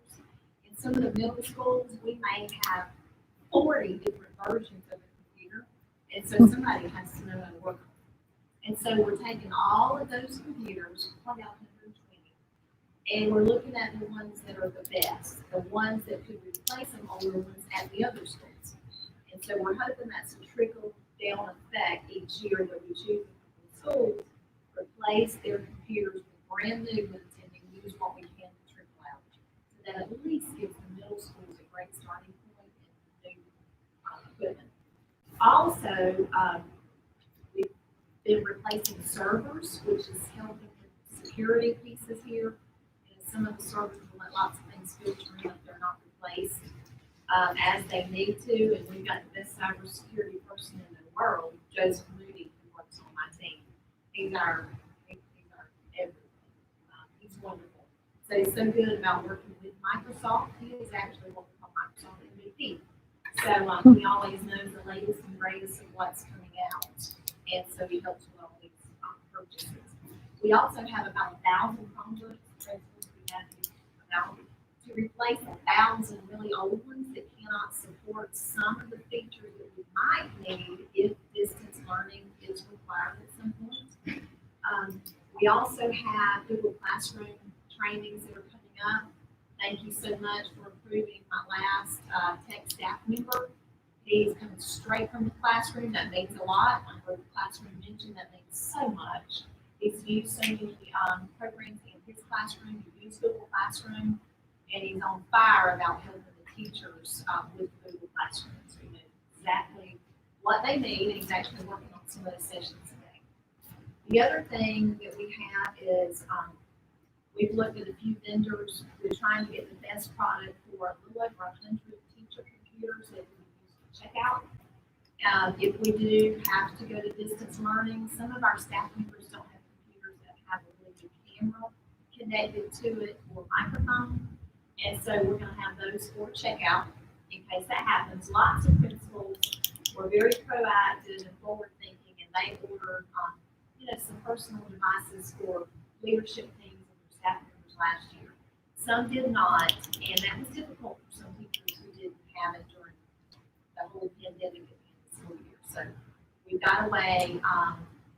We got a form created for checkout because I'd like to just give them away, but there has to be some accountability. So we have those coming as well. We have access points. This is a great place for folks who don't have internet access at home to come out in this parking lot. It's pretty easy to access out there, but we're trying to get more access spots, that are really good. There's some around the ball fields that are really great. So we're replacing some access points around the school system, to where parents had to pull up whatever classroom assignment that they could. At the same time, we are looking at hotspots. Right now, I've ordered 50. And when I say hotspots, a lot of you probably have Verizon hotspots or AT&T hotspots where you can access the internet at any time, wherever you are. I know I've used mine in the middle of Lewis and Glenville when I needed to get on really quick to send some kind of paperwork to the state. And it has worked very well. However, there are folks who I've caught on that are out in Kayville or some other places out from Odenwich Scriven, and they have a really difficult time. And so the state of Georgia has worked with Sprint, AT&T, Verizon, T-Mobile, and they have contracts throughout the state. Well, right now, Verizon seems to be the best for the rural districts as far as picking up way out in Never Never Land. So I've ordered 50. And with those, they're about $60 a piece to get the money. But there's a service fee that's monthly. So right now we're looking at about $20 a month per device. And that's because they are filtered. So this means when our kids get them, they're not roaming on all these crazy sites. So it's not like a freebie to do, whatever they want to do, Instagram or whatever. These are actually filtered, and they help us with the Children's Internet Protection Act. That's what we are mandated in order to accept rate funds from the state and federal government. And so the hotspots that we get will have filters. So it won't be like you're just perusing all over the internet. We can have some parameters set for those. That's why they cost more, but they're going to be well worth it for the students who are going to pay them. So those are some things. More may come in the future. I just want to see if those work first. And if they don't, we'll look at one of the other companies and go from there. We have lots of PO plans for Google training. I know Ms. Penny mentioned a lot of classroom teachers. They've been so fantastic. There's no way that I could pay them what they could work through this pandemic, and lots of leadership skills developed through this. Not every teacher speaks up and out and is loud, but I've had some come in like through the back door through this session, and they have really shown their leadership skills with peers. So we appreciate it. So those are the things we're doing as far as technology. So my folks are going to be crazy when all this equipment starts coming in. And so Dr. Benson's been great about allowing us to hire some high school students to help with some of these as far as new computers and setting up some things. Anyway, I appreciate it. I appreciate the money.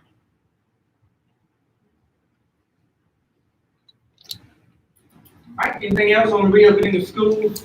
And again, this is, we'll continue to add, take away, continue to get guidance and direction.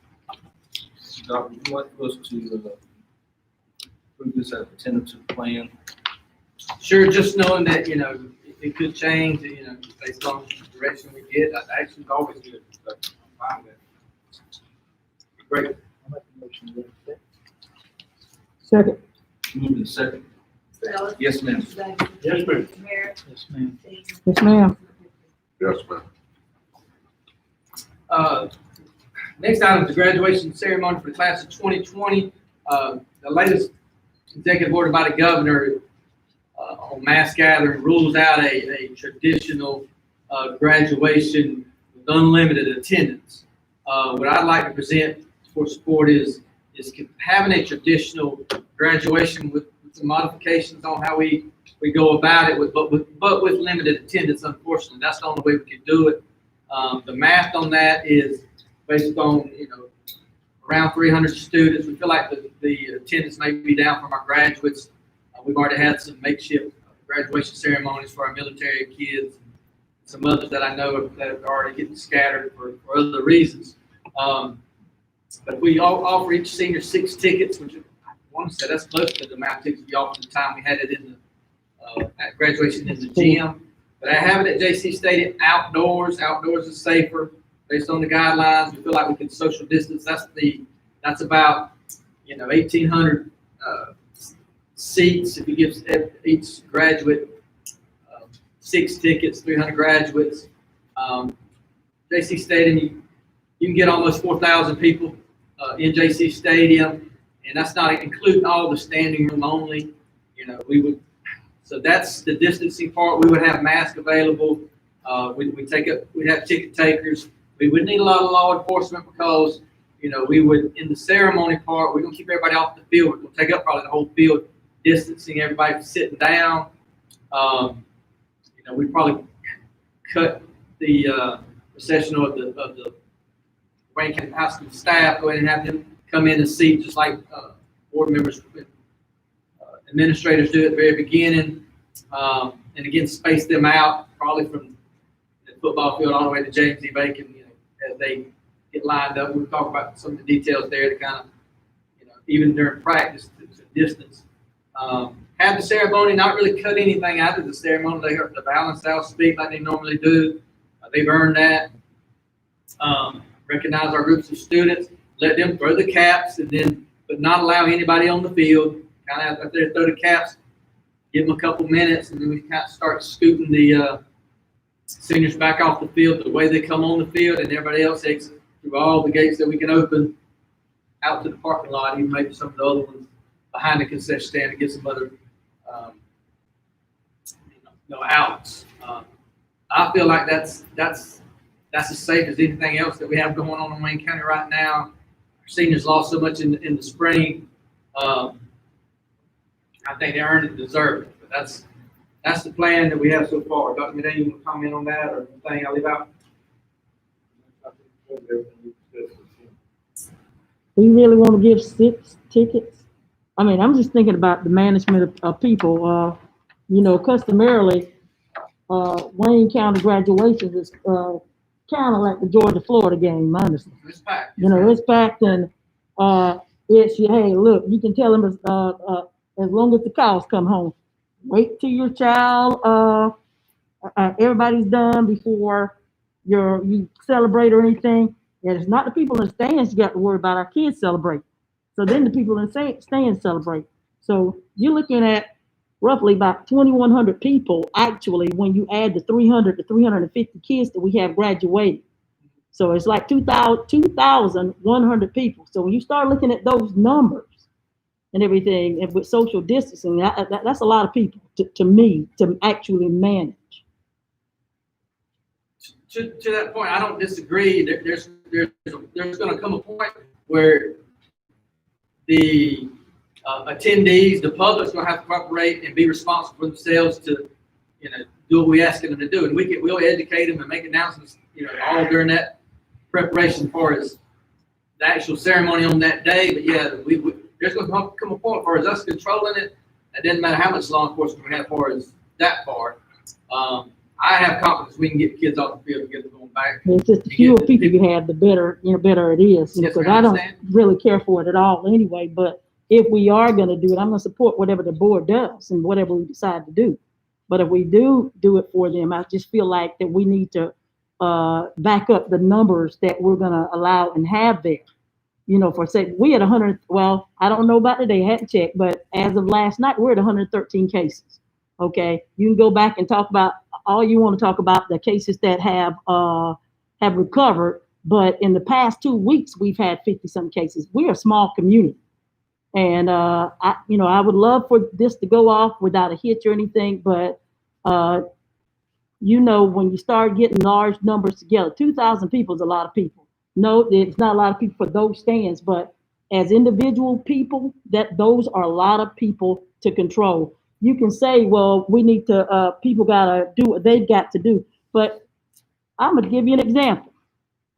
I'm blessed and highly favored, because I stepped out to help somebody with some technical stuff, okay?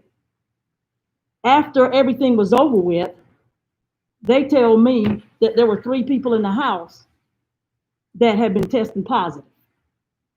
Thank God I've tested, I'm negative, okay? I'm one of those that, as you see, I take precautions. I got caught sleeping because that person had been tested and I thought that person was negative. I didn't have my mask on that day. But fortunately, those people that tested, they had their mask on. So that's probably what helped me not be a positive casualty to this thing. So we can talk about that people got to take responsibility all they want to. But what happens is you have those who don't take responsibility and they put Jonathan's grandmama at risk. I mean, I'm just saying. I don't disagree. I don't. So I just think we need to cut back the number of tickets that we actually get. Well, it's not going to be real popular anyway. Exactly. But we are 2 weeks out, not even 2 weeks out. So it's in the. I'm not concerned about the actual ceremony, but we need to communicate with the seniors in the community about what we're doing. So I would really like to get a number because we got to print tickets and that sort of thing to protect extra tickets showing up that day and negate anything we're trying to do as far as minimizing the numbers. So. Then leave it to me. I'm good with 2. You can't do 2 though. You can do 2 because some people ain't done none. Take poor Liberty County. They playing there. They were gonna bust their kids over to the Savannah Civic Center. Savannah shut everything down, and guess what? They're happy that they did that car ride graduation. You hadn't heard any gripe, any grumbling, or anything from the parents or anybody. They're fine because they had that opportunity for those kids. Well, I understand that we're not in that situation because we had done anything like that for our kids at all. So I feel like just saying, okay, we're gonna do 2 is a responsible thing on our part.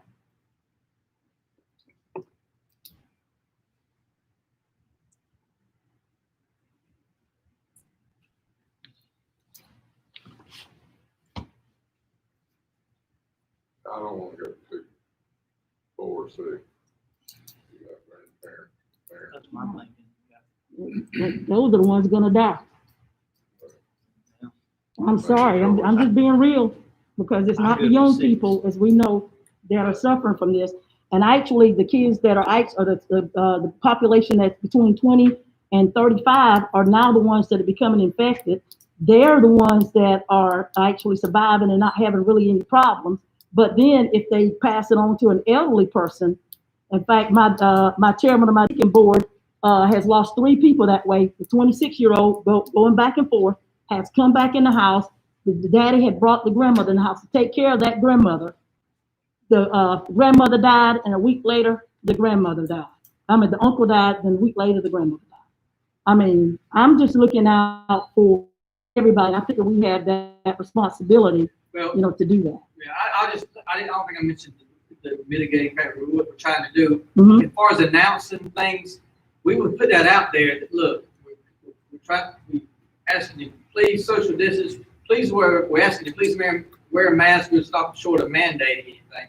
Please wear a mask. We'll have them available there at the actual ceremony. We have hand sanitizer stations that Ray mentioned scattered all around.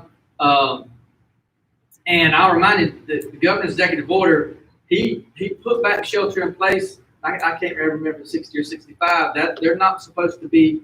They're supposed to be sheltered in place. And so we're not going to check IDs, but we would announce that and encourage them. Please watch it virtually.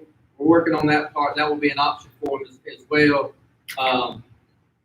So that's the information. Okay, are we going to mark out every other seat or something? Yes, we've marked seats. We've already talked about yes, sir.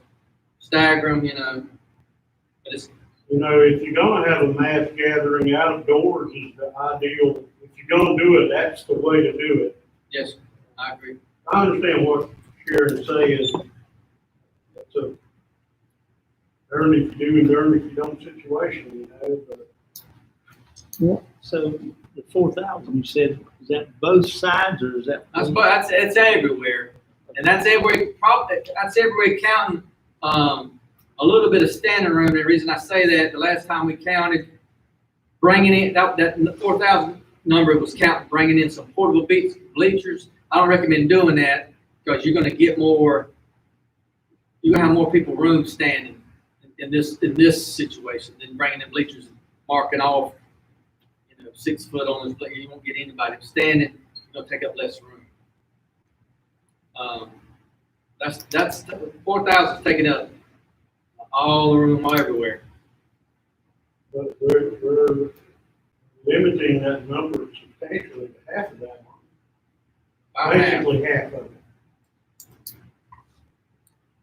it. Basically half the capacity of the state. Close. I'm betting about doing it at 10 a.m. on Saturday. Oh, I left that out. They'll be there. Yeah, I left that out. I know I said it initially, but talking to other folks that's done the exact same thing, and we're gonna go ahead. We want to go at 8 o'clock. Before it gets too hot. I heard Ms. Daniel mention that too. Gonna bring my coffee. You bring your coffee. And again, you're looking at the ceremony's not being cut down, but the way it's gonna flow a little bit, you probably will cut down 5 or 10 minutes. So you're not looking being out there a 15-minute ceremony, I think, top. Right. You know, because we've done the honors night, we're doing the group sitting, they're coming through, we're not doing a big grandiose, I'm gonna ask that our staff and myself, we're gonna mask up, we're not shaking hands, we're gonna do those type of things, we're gonna hand the diploma. Dr. Daniel gets a short stick, I don't know if he's gonna clap. Just what he's gonna do is he walk by him, but we're not gonna get into that. We're gonna try to manage everything crispy clean on our end on the field, but Ms. Daniel's right. I mean, we're depending on our public to do what we're asking them to do, and the more numbers you have, the more opportunities you have for them. Not that's just kind of human nature. It is right. So. The vulnerable population has to accept some of the responsibility. If they're going to go out in a mass gathering like that, I mean, and the governor's already said that if you're in that vulnerable part of the population, you're supposed to shelter in place. I'd say you leave it sick. I'll two parents. Just trying to keep them, Grandparents on each side. just trying to keep them apart, you know what I'm saying? It's make a few people. Well, and I would say this, I was talking to Mr. Ellis, is when we get a number, we gotta get law enforcement. I intend on having a lot, not going around being ugly, but, we can come up with a statement. Look, just remember now, social distance, folks, we're trying to get this, be safe, just talking. We have to have some ticket holders and keep the people off the field, but even if we see them starting to gather up there, we can send officers, say, can y'all please spread out? You're not supposed to sit on the X's or have we mark them off early on. Just kind of help them police themselves. As Sharon said, graduation traditionally here has been like the Georgia Florida game on Friday night. Everybody looks forward to that. With a change on Saturday morning, especially at 8 o'clock, is going to change people's opinion about them. And that we announcing the tickets is definitely going to be able to control that. I feel like that we will be able to control that. When we first talked about some of these plans, I mentioned 4, 6 were 2 numbers that we first talked about. So I look at the 6, but I'm also not opposed to the 4. That gives you an option to, if you have step parents or mom and stepdad, dad and stepmom, but it also protects the grandparents from being covered. It's only limited. They don't have that option to come to you. You don't have to worry about it. You got 4 tickets. That's. I'll look at that as one of the best ways. I think that we can really ramp up some the virtual display of it. I'm committed to that part if we do that. To get that, have the software and license for it. I shared that with Dr. McDaniel. I use it on the chamber videos. I'm actually the person that's been doing this work. So it works, and it's very good viewing. It picks up good audio and different things like that. So 3 to 4 would give us just 3 to 4 would give us just under 1,000, right? People altogether. 4 would put us. How many graduates do we have? 330. 318. 318? I bet, that email I sent in. Figure 100 staff folks there, faculty, considered us, support staff, audio. If we did 4 tickets, including the staff and law enforcement, it'd be 1520. It'd be 1,520 folks with law enforcement, staff, and the board, and the students. I would But say. the people that we would have to manage other than the students and ourselves, which we pretty much can manage that, you know what I'm saying? Yeah. How many outside people would it be? Mhm. You know about broadcasting too? Mhm. Yes, sir. We did our honors night celebration and put that celebration together. That's agreed to broadcast for us live as well. I can go forward with broadcasting. Does he have a good program that's gonna?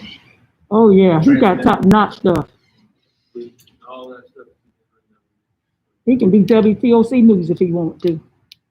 It's some, he's got some stuff. I just want to make sure, Yeah. like I told you, Doc, when I called you, I got the program, and I got the license to do it, and go ahead with it. I didn't wasn't gonna run it. I was gonna let you know. He even got the drones where he can do it with the drones and do different angles and stuff. He got it.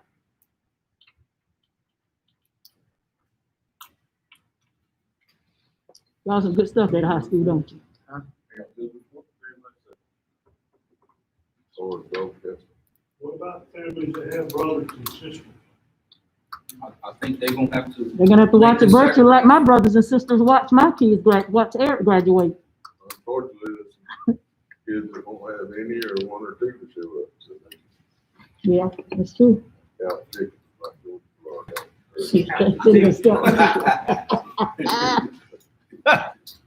Got 2 for you. Yeah.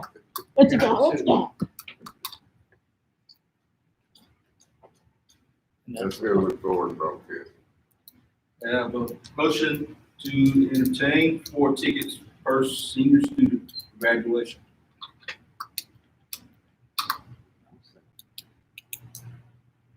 Move it second. Yes, ma'am.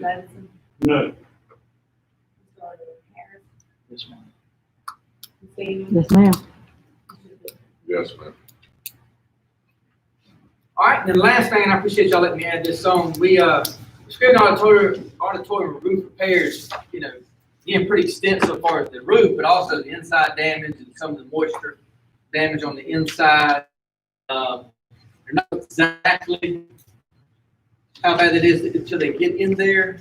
But we met this morning, and there's really 2 options to get it repaired. One of them is really restoring it back to its original, more of its original look and architecture of the roof.